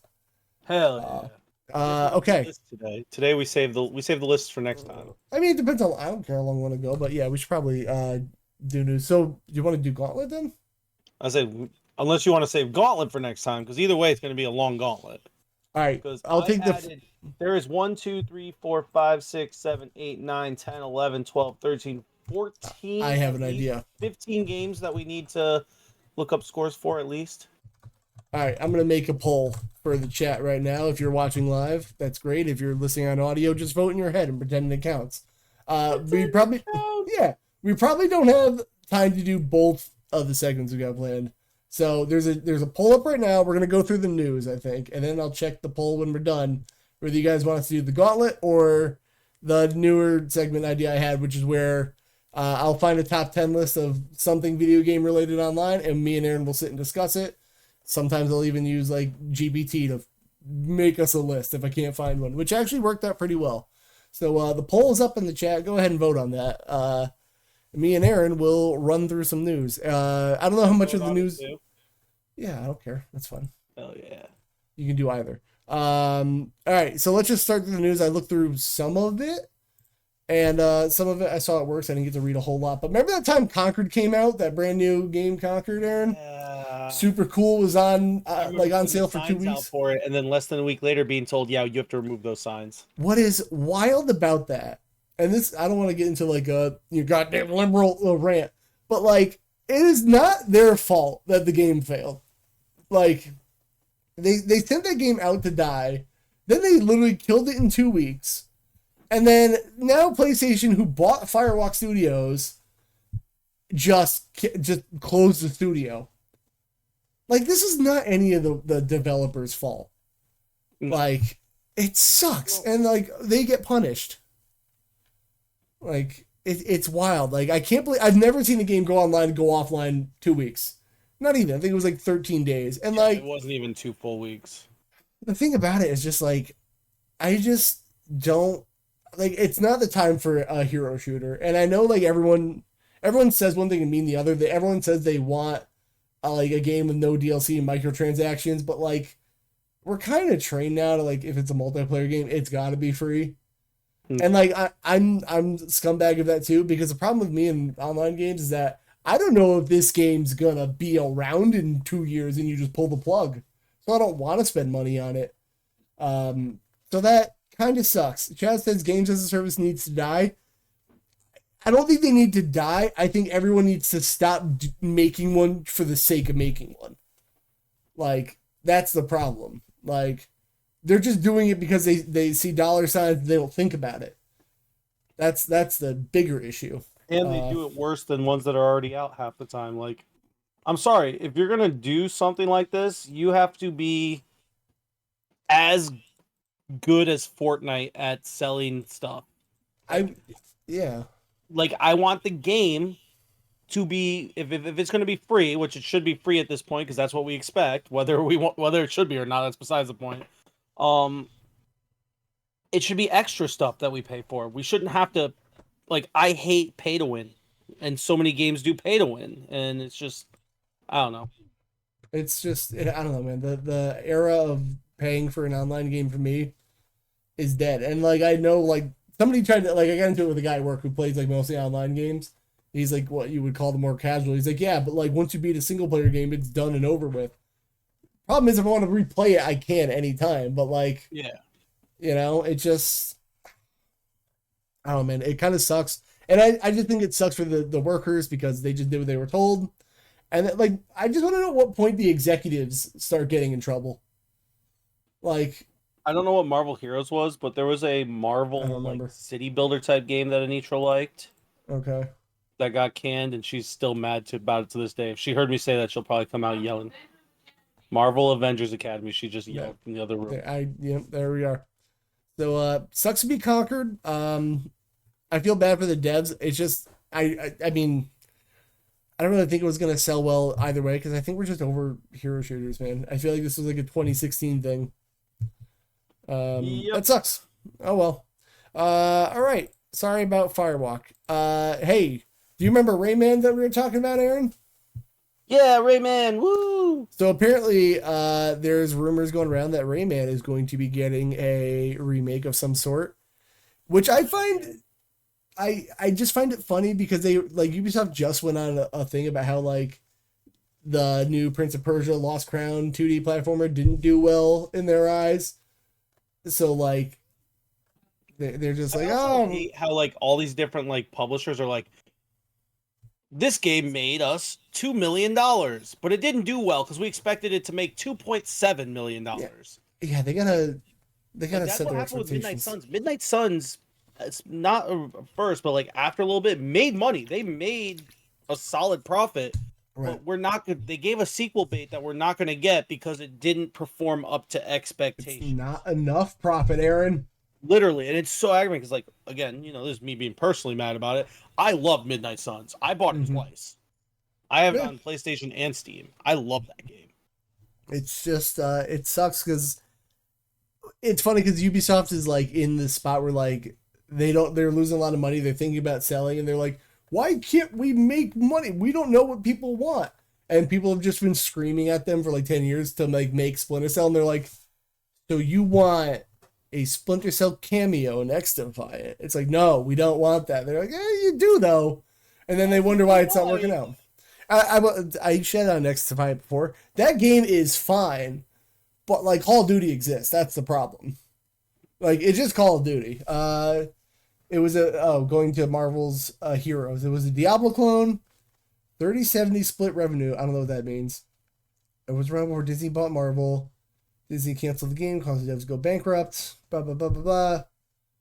Yeah, never heard of it. Okay. F in the chat, boy. F in chat, boy. So Ubisoft is making weird moves, but on top of that, when Ubisoft goes, oh, I don't know, I can't make money. Hey, they just launched a new NFT game. I saw that. Like, dude, I almost put that in there. I didn't realize you did. I'm glad you did. Like, what do you don't know why you're not making money, and you're like, oh, NFTs, those are going really well. Yeah, like you're fucking stupid. Really well 5 years ago. Yeah, you dumb idiot. Oh God, what did I just do? You dumb idiots. Nah, I just moved the TV source by mistake. I didn't mean to do that. It's just fucking stupid, man. And like they didn't announce it. Apparently, and what does it say? With NFTs costing up to 50 L's, I don't know, European money, so it's probably pounds. Who the fuck is asking for who's asking for an NFT game in 2024? I thought we learned by now. Nah, dude. NFT. I really kind of want to start a wrestling promotion called NFT. It'll be great. All your fight team. I don't know. It's fucking stupid. It appears to be titles. It's possible to play the game without purchasing figurines. Yeah, okay. Sure. Fucking stupid. And then again, they're just, why are we making money? Damn it. I hate everybody. All right. There's that. Oh, this one just made me sad. Sony Gorilla sounds like it's done with Killzone series. I just got really sad seeing this headline, man. I miss Killzone. What was the headline? I missed it. Sorry, I was reading about the Steam stuff. Gorilla is done with Killzone. That's all. Aw. I just sad personally. I am because we go back to all the time about how Sony was crying about the Call of Duty deal and Xbox getting Activision. They're like, what are we gonna do when like Killzone's just like it's right there, like that you do that. They have or Resistance. So many franchises they could just be like, oh, let's bring this back. Killzone, Resistance, SOCOM. I gave you 3 right there. It's just like there's actually going to be a theme going on for dumb Sony things later on in this. It'll be great, and you might have seen it if you looked up in the top right, but don't look now. Just sad, man. I love Killzone so much. Just makes me really fucking sad that we're never gonna get another one. And that tattoo on my back, it's all memories now, man. It's all memories. It's all memories. And what makes it worse is they don't even put the old ones on PS Plus, I don't think. I think there's like one of them. One of them's on. Yeah, Shadowfall's on there. The one that people are like, "Ooh, it's just a tech demo." It's Is that good. the one that came with the PS4? Yeah. Yeah, I hated that game. Oh, fuck you too. Yeah, Resistance could be played. Yeah, they're dumb, man. All right, that was quick. So, also, Steam Deck snobs, you and I, Aaron. The Steam Deck, it will not have a yearly refresh, because it's not fair to your customers, says Valve. So I heard like a bunch of stuff on this, and essentially what Valve doesn't want to do is just have like hardware come out that's only incrementally better over and over. They're gonna wait for like a big update before they do a Steam Deck 2. And honestly, yeah, that's fine with me. What's weird? Oh, they don't want to probably get it at this rate. Yeah, they say they want to wait for a generational leap in compute without sacrificing battery life before they do a second Steam Deck. And I'm not saying the Steam Deck's changing the game, but I feel like a lot of games are like on PC. I don't know a lot about the PC world, but like are kind of scaling back to actually like fit Steam Deck specs, even if it's not like perfect. They'll have settings that they can cut back, right, to make it work. Like the thing's going real well. There's definitely a lot more support for Steam Deck than I was expecting. I'll say that. John says, wait 8 years like Nintendo. Yeah, that's Switch 2 is coming out one day. Yeah. I'm kind of all about that. Wait, one day, there's going to be a day that the Switch 2 comes out or is announced, and we can finally tell Kev, we told you for the last 27 years, we've told you. I remember when the Switch OLED model came out, I was dying laughing because like there were rumors about like a new Switch is in production and the OLED screen has been like seen in factories, and that came out. I was dying laughing because my friend was so convinced that it was gonna be the Switch 2. Chad says Switcheroo. John, it should be called the Switcheroo. Steam Deck over Switch. Chad's not even a contest. Like it just is. Actually, you know what? I'm gonna say this with peace and love. You can legally play super perfect hardware Steam Deck Switch games. Yeah, I'm gonna say this about the Switch. I love the Switch.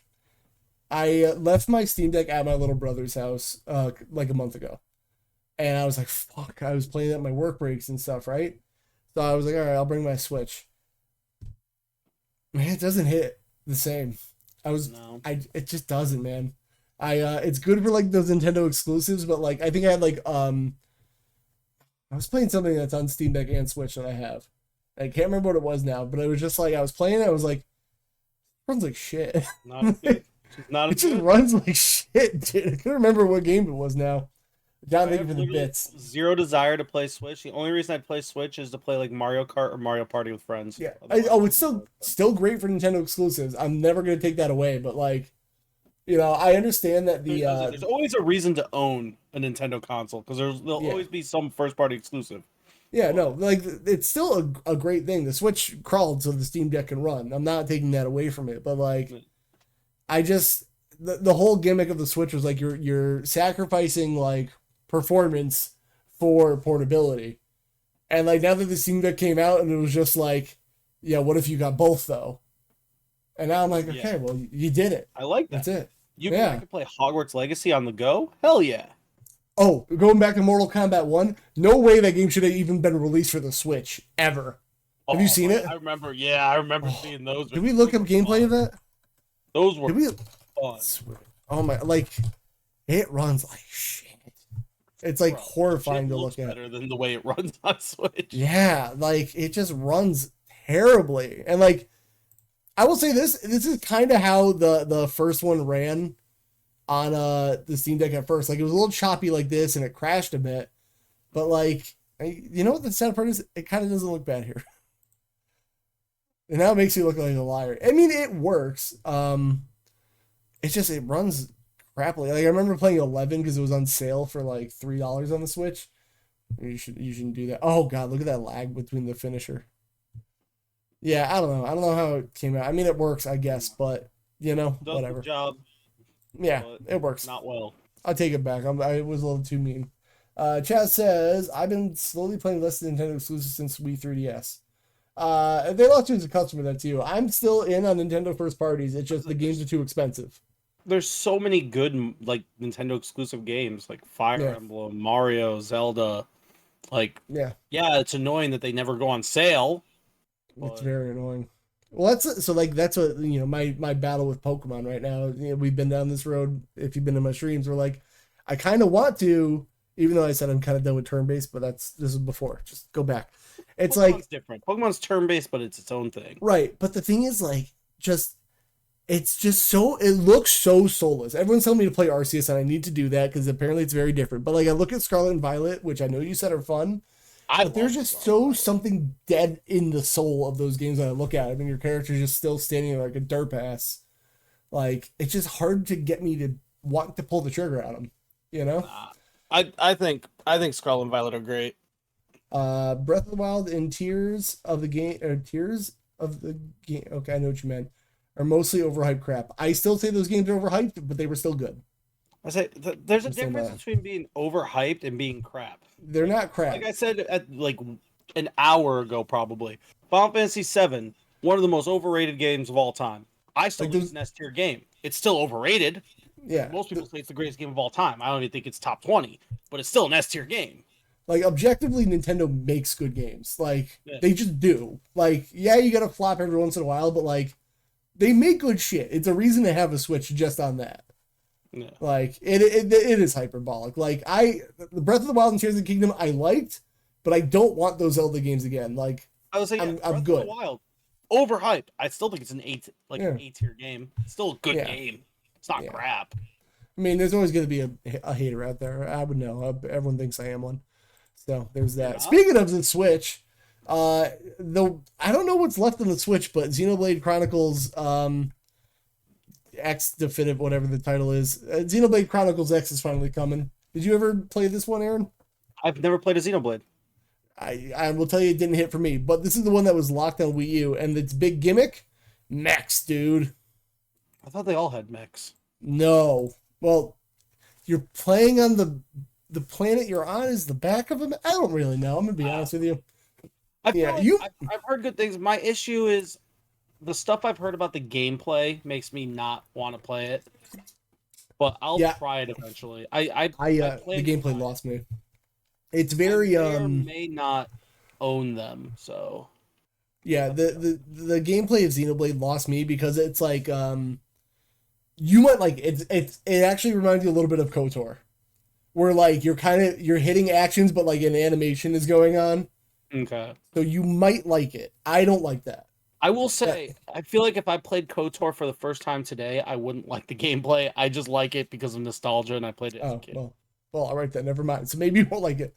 The whole gimmick of this game is it's about mechs, but it does take you 30 hours to get there. So I don't know. Maybe if you see it cheap. Eventually, I'll talk about it. I have too many games and I need to play first. Metaphor, Veilguard. Yeah. There's so many games now. That's my other issue too. Yeah. I think the only game left on Wii U is Star Fox Zero, and that could just die. Actually, no. It's on Switch. I lied because the Star Fox and Star Fox 64 are on the Switch and the NSO. You don't need Zero. So so this is probably the last game was stuck on Wii U. Yeah, I don't know what else is left. John, you're the Nintendo guy. Just let me know. So there. What else do we have here? Oh, this is a scumbag Sony thing I wanted to share with you. So the PlayStation Pro came out, and the whole gimmick of the PlayStation with the side plates, I thought it was to take them off. Scumbag Sony here. They made the plates the same size as the Pro plates are the same size as the PlayStation Slim, but they put the teeth of the faceplates on the console in different spots. What a scumbag move. I don't know what you mean, bro. Hello, Blades. That is such a scumbag Sony move. You made the plates the same size. That bad. Wink, wink. You know what's even shittier is that they have all these cool special editions, But like the special edition's basically like side plates, like the Monster Hunter one, only in Japan. What does it cost you to put out some plastic plates? Fucking stupid. Just put the plates out over here. I also hate that they don't just sell the plates by themselves anywhere. And they shut down people making plates. Like there's a bunch. I got my friend blue plates for his PS5. That store's gone. Yeah. Like what the fuck, Sony? Like that would have been like, they could have capitalized on that. Just sell the plates at like, I don't know, premium price. You probably could have made a shit ton of money people buying those. Yeah, scumbag Sony. Like, listen, first place Sony. We've said it before. I hate him in first place. You know what else I realized about the PS5? Like, they don't have any third-party controllers that are like affordable. There's nothing for the PS5. Like Xbox has like the Power A stuff. It's annoying too, because like nothing. I'm not gonna lie. When I PC game, I still use this PS5 controller I have. I love the way the DualSense feels. Mm-hmm. I think it's my favorite controller. So I wish that there was cheaper options that were similar. There's literally nothing. I kept looking around because like I got my little Ghost Cypher right now. It looks very pretty. But like I like having the back button sometimes. And I looked for like on Reddit, I was looking on like other places. There is nowhere that is at like a less than the normal price of a PS5 controller. Like there's like pro gamer ones. There's, you see the price on those? 150. Fucking stupid, dude. Absolutely. Like not. I stand by. I don't know what it is, but like PlayStation's been very anti-consumer this gen, and they're just killing it. I don't get it.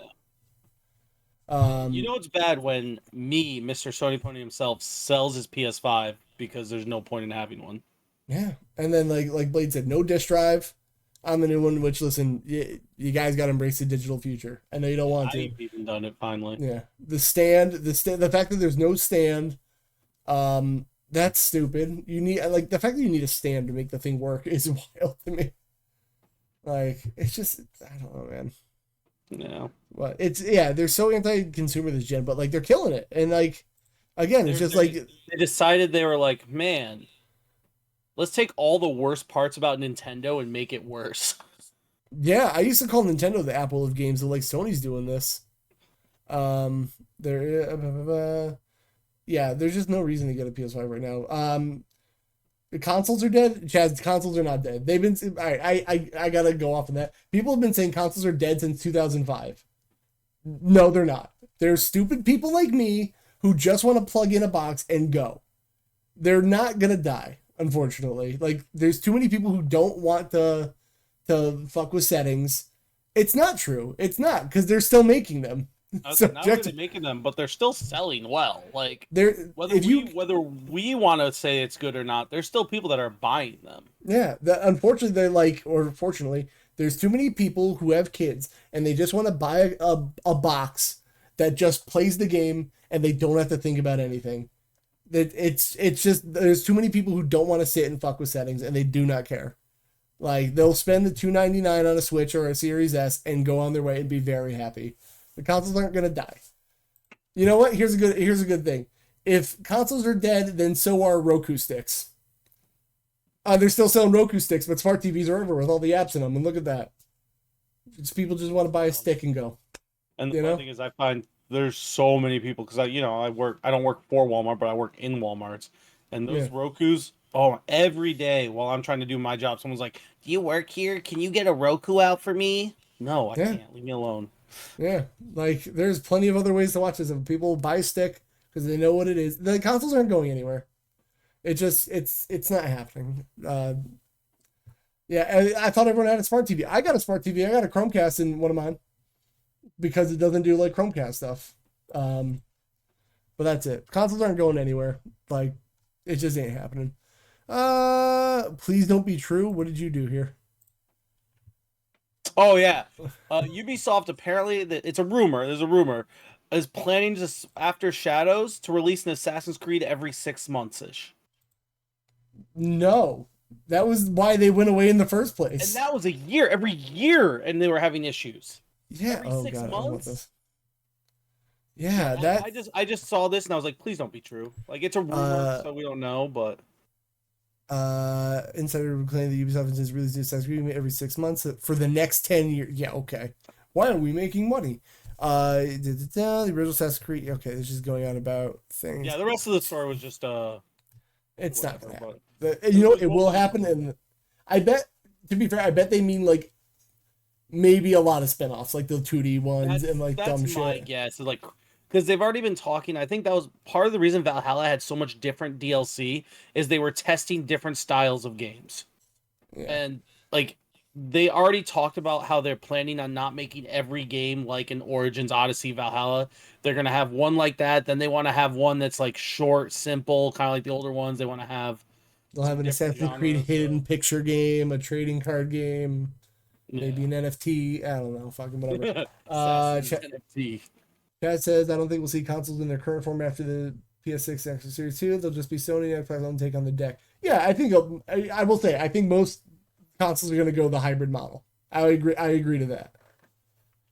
I definitely think we're going to start seeing more hybrid stuff. That is definitely going to happen because all those window handhelds that are coming out, things are beautiful. They're just too expensive. Ubisoft's treating Assassin's Creed the way Sega treats Sonic. Yep. Why is there a bunch of furry porn for Assassin's Creed out there? Probably. Sick, dude. Most likely. That means it's gonna be cool. What else we got? The next one was just the PS Type Plus titles for November. Sure, why not? I want the console. I want the consoles integrated into my body. I'm in. Actually, did I ever tell you about the guy doing To Catch a Predator? Now it's called To Skeet a Predator.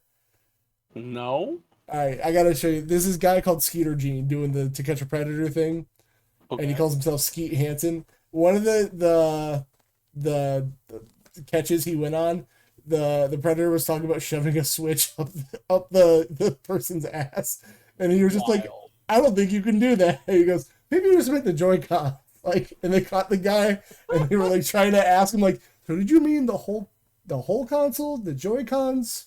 And the guy wouldn't talk. He's like, well, listen, the cops are on their way, and we got to kill some time. I just want to know. Kill some time. Yeah, it was weird. All right, what do we got for PS Plus games? Sucks.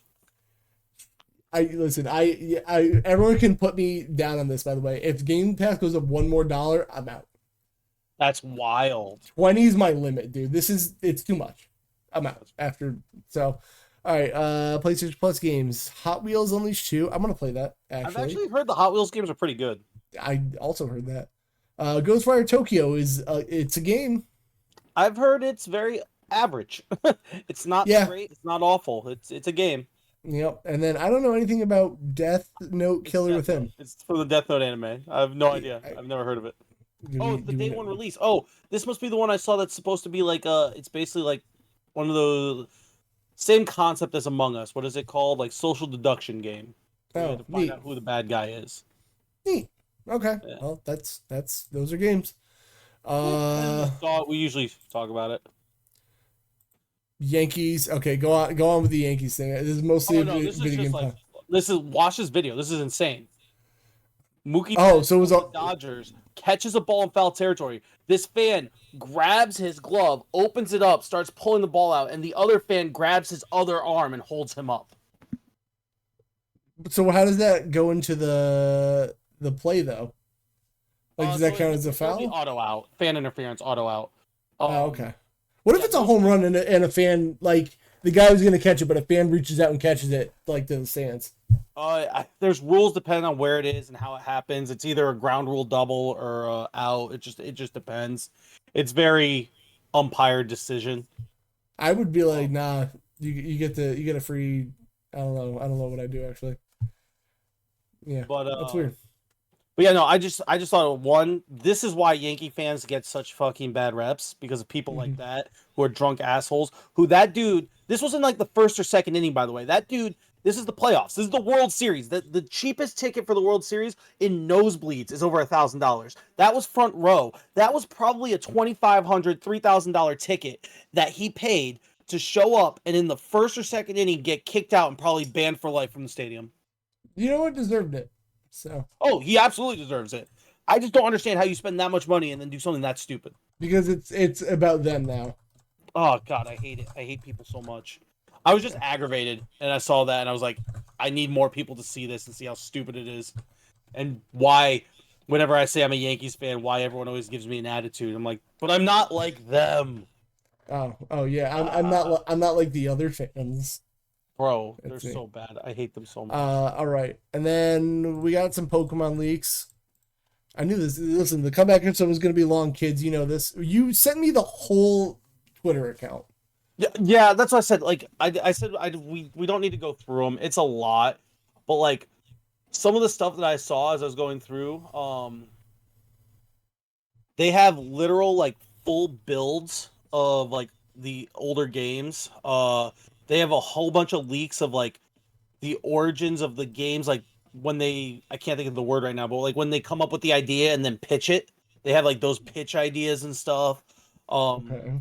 They have canceled like Pokemon, like apparently at one point the leaked Mew 3 design we saw that basically turned into like Mewtwo X or Y was originally gonna be Mew 3, and then they changed it. Can we talk about the Nintendo Music app though? I don't give a shit about that. Yeah, I don't either. All right. Like there's so many like it's if you are into Pokemon and you're into like the history of the games and you kind of like the insider aspect of stuff, go to this Twitter and kind of like go through their stuff because it is really cool. You know what? It's gonna be in chat for everybody. Yeah, like it is really cool. This if I remember right, this is the Twitter one that's also not posting any of the leaks of the new games per se. Because there is leaks of the new releases stuff coming Pikachu poops confirmed, dude. Hell yeah. So did Diglett, dude. What are we doing here? Oh wait, that's Pokemon Go. You liars. But yeah, like there's all kinds of things like original designs of Pokemon characters and Pokemon. Apparently the only Mega that's ever been like not put in a game after being designed was Mega Jinx because they decided they didn't want to go Sorry, this leak got me. The shorts are tight and short and shiny black leather material gives off a gay/SM vibe. Makes him look like a stripper. Okay, cool. Revision suggestion: wear pants that are longer and looser. That's funny. Okay, cool, man. But yeah, so like, there's all types of stuff like this, and it is really cool. And like, I don't want to go too far into it, and whatever. But if you're interested, definitely check this out because I'm not like super watching it, but like when it pops up, I'll go through a couple things and be like, this is really cool. For someone who's grown up with Pokemon and loves it, it's kind of cool to see that. Yeah. But well, that's just figure something cool to kind of look at. Like if you're bored at work or something, just scroll through it. All right. So we definitely don't have time to do Gauntlet and this. So I have a little segment that won the poll where we find the video game top 10 list and we can either make fun of it, we can just discuss things on it. For the first one, I couldn't we'll probably do that weekly depending on how long the podcast is. Yeah. We'll find one a week or something. Yeah. So this time I asked ChatGPT to give me a list because I just wanted to see what would happen. So I was like, give me a video game top 10 list on anything. And now it goes over top 10 underrated games. So I want to see if anyone's heard of these, if Aaron's heard of these. And we'll top 10 underrated games. Right. So let's see if you've ever heard of these. Have you ever played Sleeping Dogs, Aaron? That's number one, by the way. There's no ranking. I feel like I've heard of it. Is that the... So Sleeping Dogs... I've seen it. Okay, I've seen it. Yeah. I've never played it, though. So if nobody's played it, if you remember the true crime games that were on like PS2... What do you mean? I said if nobody's played it. No, if nobody's played it. Oh, I guess that was the wrong grammar. Nobody's played this game. You know what? Not enough people played it because, again, it was supposed to be True Crime Hong Kong, where you like usually those games are like you're a cop and you make good or bad decisions. Was it the Square take on GTA? Not necessarily. I mean, it's an open world game. Take that for what you will. But this dude did just steal like a... Yeah, it's not really helping my case. Good point. But basically, a lot of the games are like being some kind of law enforcement and making good or bad decisions. You can be a good cop, bad cop. This one was about taking down the triads, I think, are the Chinese mafia. Yeah, the Chinese triads. Yeah. So it's a really fun game. If you haven't played them, I really think you should. There's there's a modern gen edition of it. I actually played this on PS3. Is it on PC though? I would assume so because it got like a definitive edition. You know what? Let's find. Chris owns it on Steam, so we're good. Well, okay, well there you go. But if you've never played Sleeping Dogs, the cover also I hate. I feel like it did not help. It made it like I knew Unsupported. exactly what it was because of the cover, Quick. but like I have no idea. Yeah. So I forget Activision had the rights to True Crime originally, and I guess they just never kept up with it. Get it however you can. I will say, not one dog that I saw sleeping in the game. Wild. What a lying title. So maybe that's why it didn't do well. But honestly, really good game. Oh, this version is no longer available. There's a definitive version. Is that one? And that one's playable, baby. Woo! Hell yeah. Let's see what's not. Games launcher. Whatever. Okay, that's not that bad. So yeah, I really think everyone should play this. It's $2.99 for another Give it a 2 shot. days. Give it a shot. People. Yeah, or go on GG.deals, whatever you want to do. $3, you got it. Yeah, Sleeping Dogs is really, really cool. Open world fighting game. Good story, too. The art is interesting. Yeah, it's very... A mix of, like, weird angles. It's like Borderlands trying to be more realistic. Remember, it was like a PS3 360 game originally. Yeah, I know. So... For the time, it looks solid, honestly. So, actually, you can see right here, cop experience and triad experience, because you're going undercover, and you're doing gang shit. Oh. And you're doing illegal gang shit. Proton DB. Oh, that's to make sure it plays. Yeah. So it's a real good game. Specific Steam Deck tab. People always forget to do that. Wait, what? Oh, I also forgot to do that. Yeah, because so it'll say gold even if there's no Steam Deck ratings. Like if it was gold on PC Linux, so that's what you got to be careful when you go through these games. I like that Call of Duty is just borked. So it's like when you have to be careful because if you look at it and it's like this is whatever the big one, we'll just say gold. Yeah, gold. Yeah. So but if you go to Steam Deck, there might be some downs that actually bring it down, and it might be worse on Steam Deck than it is on like Linux PC, like the actual PC. Because I've seen that for a few games, and people don't realize that. Yep, so just looking at gold or silver, whatever that is, isn't always correct because it takes all of them, not just Steam Deck. Fair enough. Second game on the list, Spec Ops: The Line. Aaron, have you played this? I don't think that's underrated nowadays. I think that's almost overrated nowadays. You shut your whore mouth. I think I talked about it on here. Maybe that could be weird, but Spec Ops: The Line is like a really sick third-person shooter. If nobody's played it, and like I went into that game thinking it was just a military shooter, and whoa, the story of that game's wild. Well, that's my thing. Like at the time, like when it came out, definitely underrated because most people thought it was just another shooter. Yeah, but maybe overrated is not the right word. But like in our communities, it is well known that it is one of, if not the best military type shooter. Yeah. Now, especially for like single player story, and people talk about how it's like she's dying. She's probably playing either Dead by Daylight or something. Makes sense. Okay, but like I feel like it's just I don't know. I don't think it's overlooked anymore. At least not in video gaming circles. Maybe in the casual fan, which is very possible. It's a very big market. Yeah, I could see that. But in the video game sphere, I don't think it's over or underrated at all. It is gonna mess with your head when you play it. Like that twist came out of nowhere. I don't even know if I want to like spoil it because I shouldn't. Go play it. Okay, Enslaved Odyssey of the West. Have you ever played this? Never heard of this. So Enslaved Odyssey, you know the Journey to the West story that like has been remade 50 times. Everything has copied from that. Dragon Ball, Naruto. Yeah, Black Myth Wukong copies it. Yeah. Yeah. So there's another take on that, and like.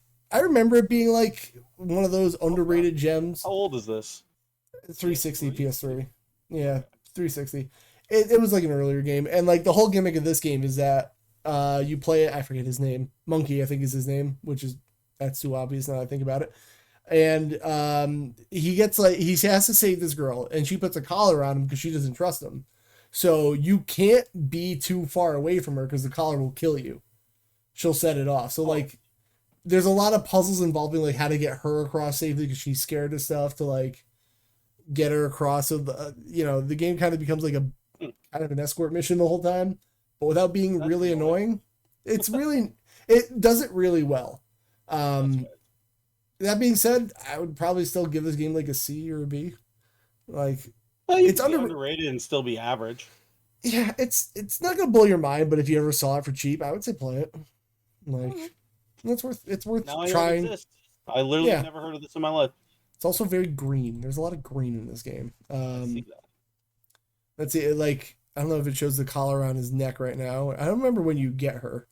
No, he doesn't have the collar on yet. But this is it's a neat little game. But like, yeah, you have to save her. I forget her name.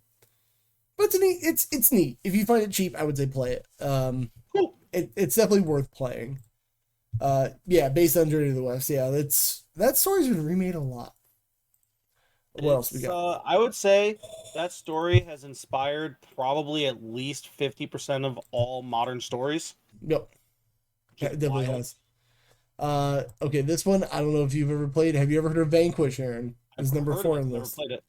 It is an arcade style third-person shooter game made by Sega and Platinum, and this game fucks.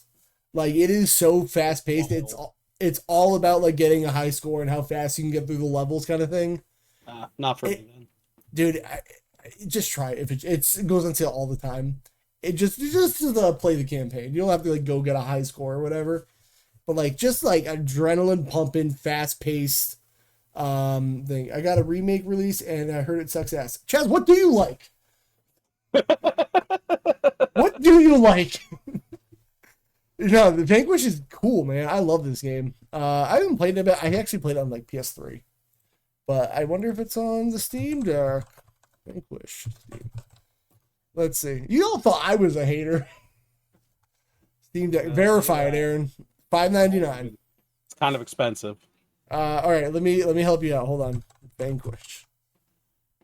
Nope, that's the cheapest you can get it. It's for $5.33. Wow. Well, sorry, there you go. Too expensive. I understand. It's a really good game. If y'all want something just fun and like honestly mindless, like the story, cool.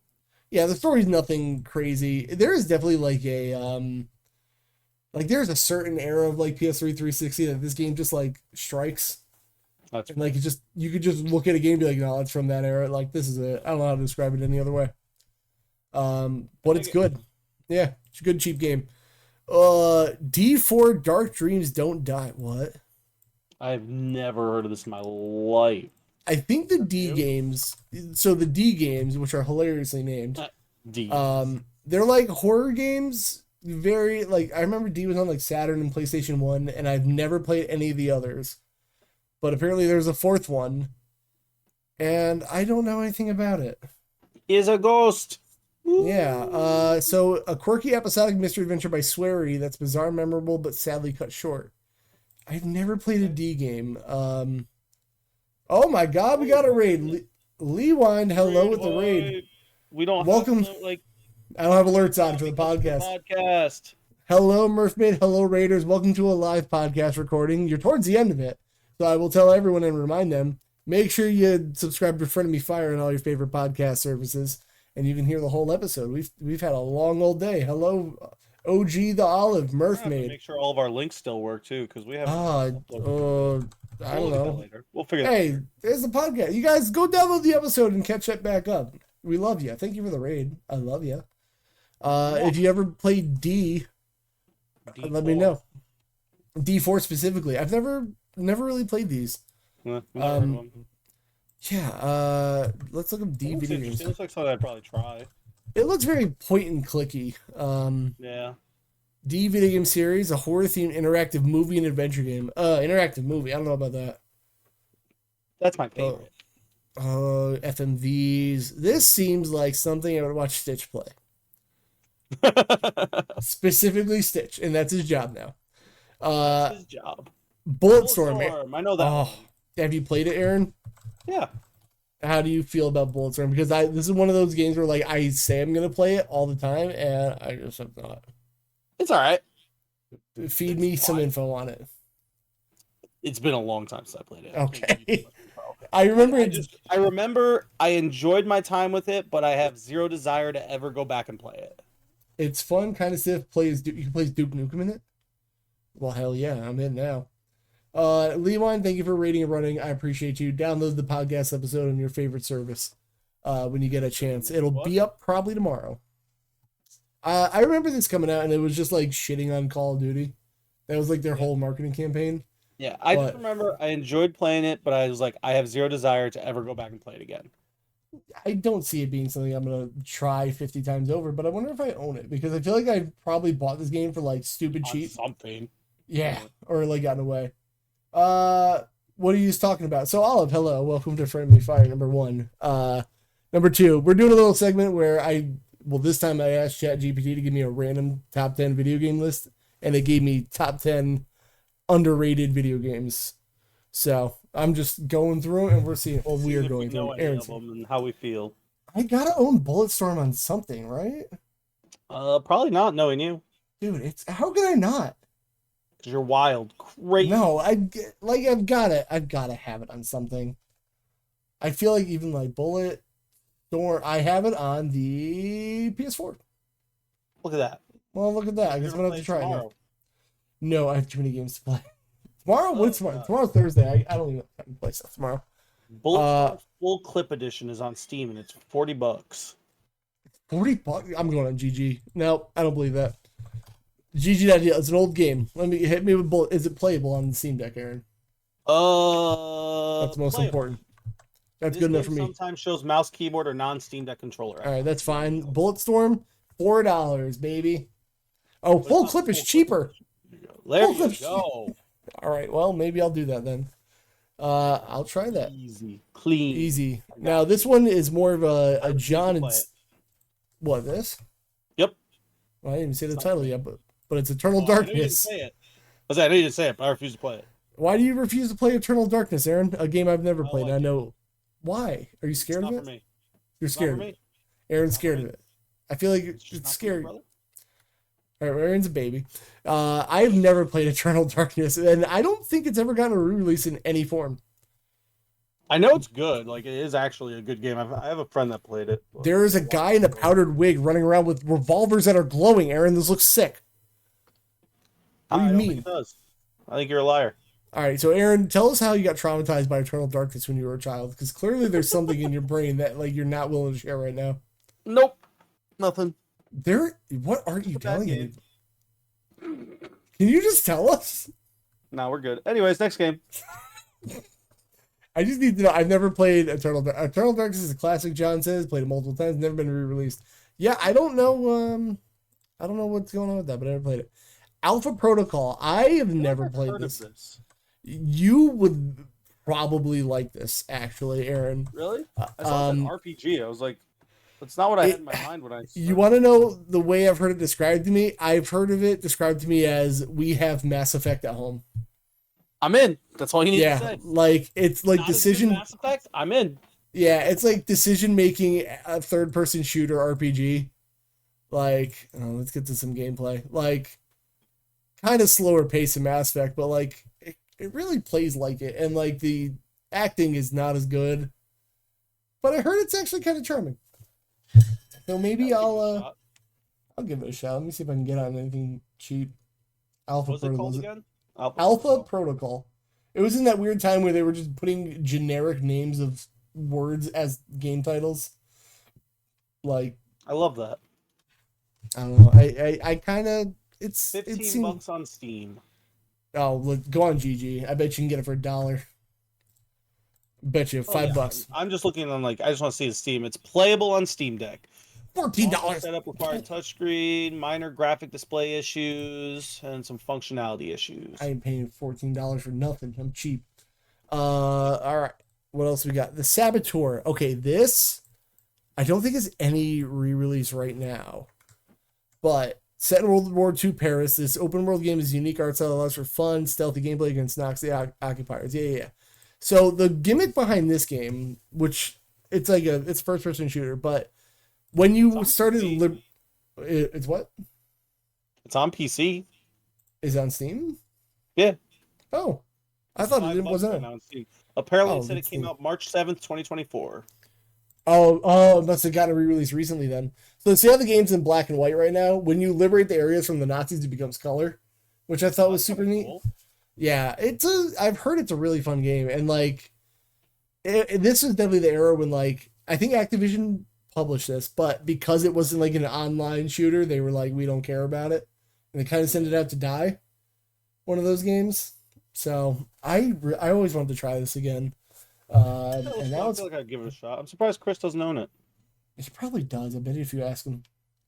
No, How I do meant spell like Saboteur? Sab-it. I just did SAB and it popped up. Yeah, but I'm trying to check my list. Sabit. I can't spell it. Oh, Can you give me a spell it for me? SAB Oh, OTEUR. Saboteur. I will try this. You know what game? Sabit. SAB what? OTEUR. Yeah, it's good enough. I'll know what it is when I look it up. Saboteur, man. And then I saw the last one, which is another GameCube era game, and I've heard this game. Well, I've heard it's on PS2 and Xbox too, but I've never played it. This. No, it doesn't seem. I remember the cover. I own it I though. the cover, but I've never played it. It was on sale for like $1. Freedom Fighters, it's called. Oh god, these graphics. Wow, this looks. Chris has on Steam. Of course he does. He's got everything on Steam. If anyone's ever played Freedom Fighters, like, let me know, because I actually always wanted to try this too. I like when the playable. Yeah, the PS2, Xbox, GameCube era, when like specifically when those get re-released, I get real excited for some reason. I'm gonna try them all. Mark. I am a mark, but now I know about at least 3 games that I've never played before, and now I'm gonna play it. A full walkthrough gameplay. It's 4 hours. This guy did it in. Hell yeah! Let's shorten it. You know what? As I get old, second list or not? No, we'll save that for another time. Okay, because I was gonna say I need to use the restroom. Really. I also have to pee. But that's it. We'll do the gauntlet next week. We might start with the gauntlet next week to make you know what get it out of the way. Not the worst idea. Because it's gonna be a long one on the gauntlet, and we'll go over what the gauntlet is next week. We don't need to go over that now. God, it's a little game we do. We'll just keep it at that. So many games we played. Involves pizza bets. Yeah, I could use a free pizza actually. Yeah. You and me. I'm gonna win this time, even though I'm like 1-4 or whatever it is. So we've done it 12 times. Yep. And I have 8 wins, and you have 4. So I was not that far off, like ratio wise. No, it's funny though, because for a long time, like I think you won like the first 2 or 3 in a row, and then I just won like 7 in a row. My life is a giant mess. Pizza butts. Man, I wish my butt made pizza. Life would be great. Pizza bets. I do got to thank our patrons. We got JD from the Red Leaf Retrocast. We love you. Clepissimo. Thank you so much. We are actually going to probably talk sometime between now and the next podcast about not only doing evergreens again, which we're going to figure that out, but maybe trying to come up with some other content for Patreon to make it a little bit more exclusive. I'm going to interview Aaron's right nipple. Only the right one. Yeah, no, left one's a different episode. We're going to talk about it in the next week or so, and hopefully by next week we'll have some more concrete plans for that. Listen, I'm full force on this, baby. My life's getting busier. I'm ready to go full podcaster mode and then streamer second. Damn it. Podcast. I'm in. My next set of gear, do I have to put like Frenemy Fire on my set of gear? You know, I didn't want to call you publicly. I'm a little insulted you didn't put it on your gear. Wow. I didn't even put my name on my gear. You know what you could do? Do you have knee pads in this new gear? I can't remember. My newest gear? Yeah, but they already have stuff on them. Yeah, just tape it over, put the logo on your knee pads. I mean, I do plan on getting new gear in the first half of next year. I have to get my tag team gear with Saturn first, and then I'm getting new gear. Because I want to have like 2 sets of gear. He can dress up as me then. Perfect. Perfect. I love it. He looks just like me. 6'3" half. He's 1 inch taller than me. Perfect. That's not even that far off. We look the same otherwise. Otherwise, exactly the same. Yeah. People always ask if me and him are twins. Yeah, you sure are. We like I said, you guys have been here live. We love you. I appreciate you watching this live. But if you came in late, you came in halfway, or if you watched the whole episode, please go on a podcast service of your choice. Give it a download. They really help. We can get the podcast more places. You gotta check up on all the content you missed up on. If you go on a podcast thing and it's not working on there, let us know, because we haven't been on here in a while. We might have to work on things to make it work again. And if I have to do that, I have a free weekend this weekend overall. So I will make sure it's working by the end of the weekend. We're using Anchor? Yeah, Anchor. Yeah. Okay. Oh, yeah, now it's podcasted by Spotify. Nobody can see the login, right? We should probably check this. No, Well, we can check. We can do it after. I Yeah, feel really bad. Yeah, we gotta be. All right. Do we have anything else to say to anybody? No, I think that's it. Thank you guys again. We will be consistent again, at least for 2 weeks. Yeah, Aaron, it won't let me log in. That's a problem. Oop. And you're the one that did. Oh, you're logged into Spotify, not Anchor. Yeah, but it redirects me now. Oh. We'll figure that out later. We'll All right, figure that out over the weekend. It'll be up. If it's not up by the next episode, it'll be up soon. And once it's up, we'll post about it. We'll figure that all out. This is what happens when we probably should have done this before, but whatever. I got it. All right. You did the Anchor, so I couldn't really figure that out. We'll fuck with it in a little bit. Peace, nerds. Bye.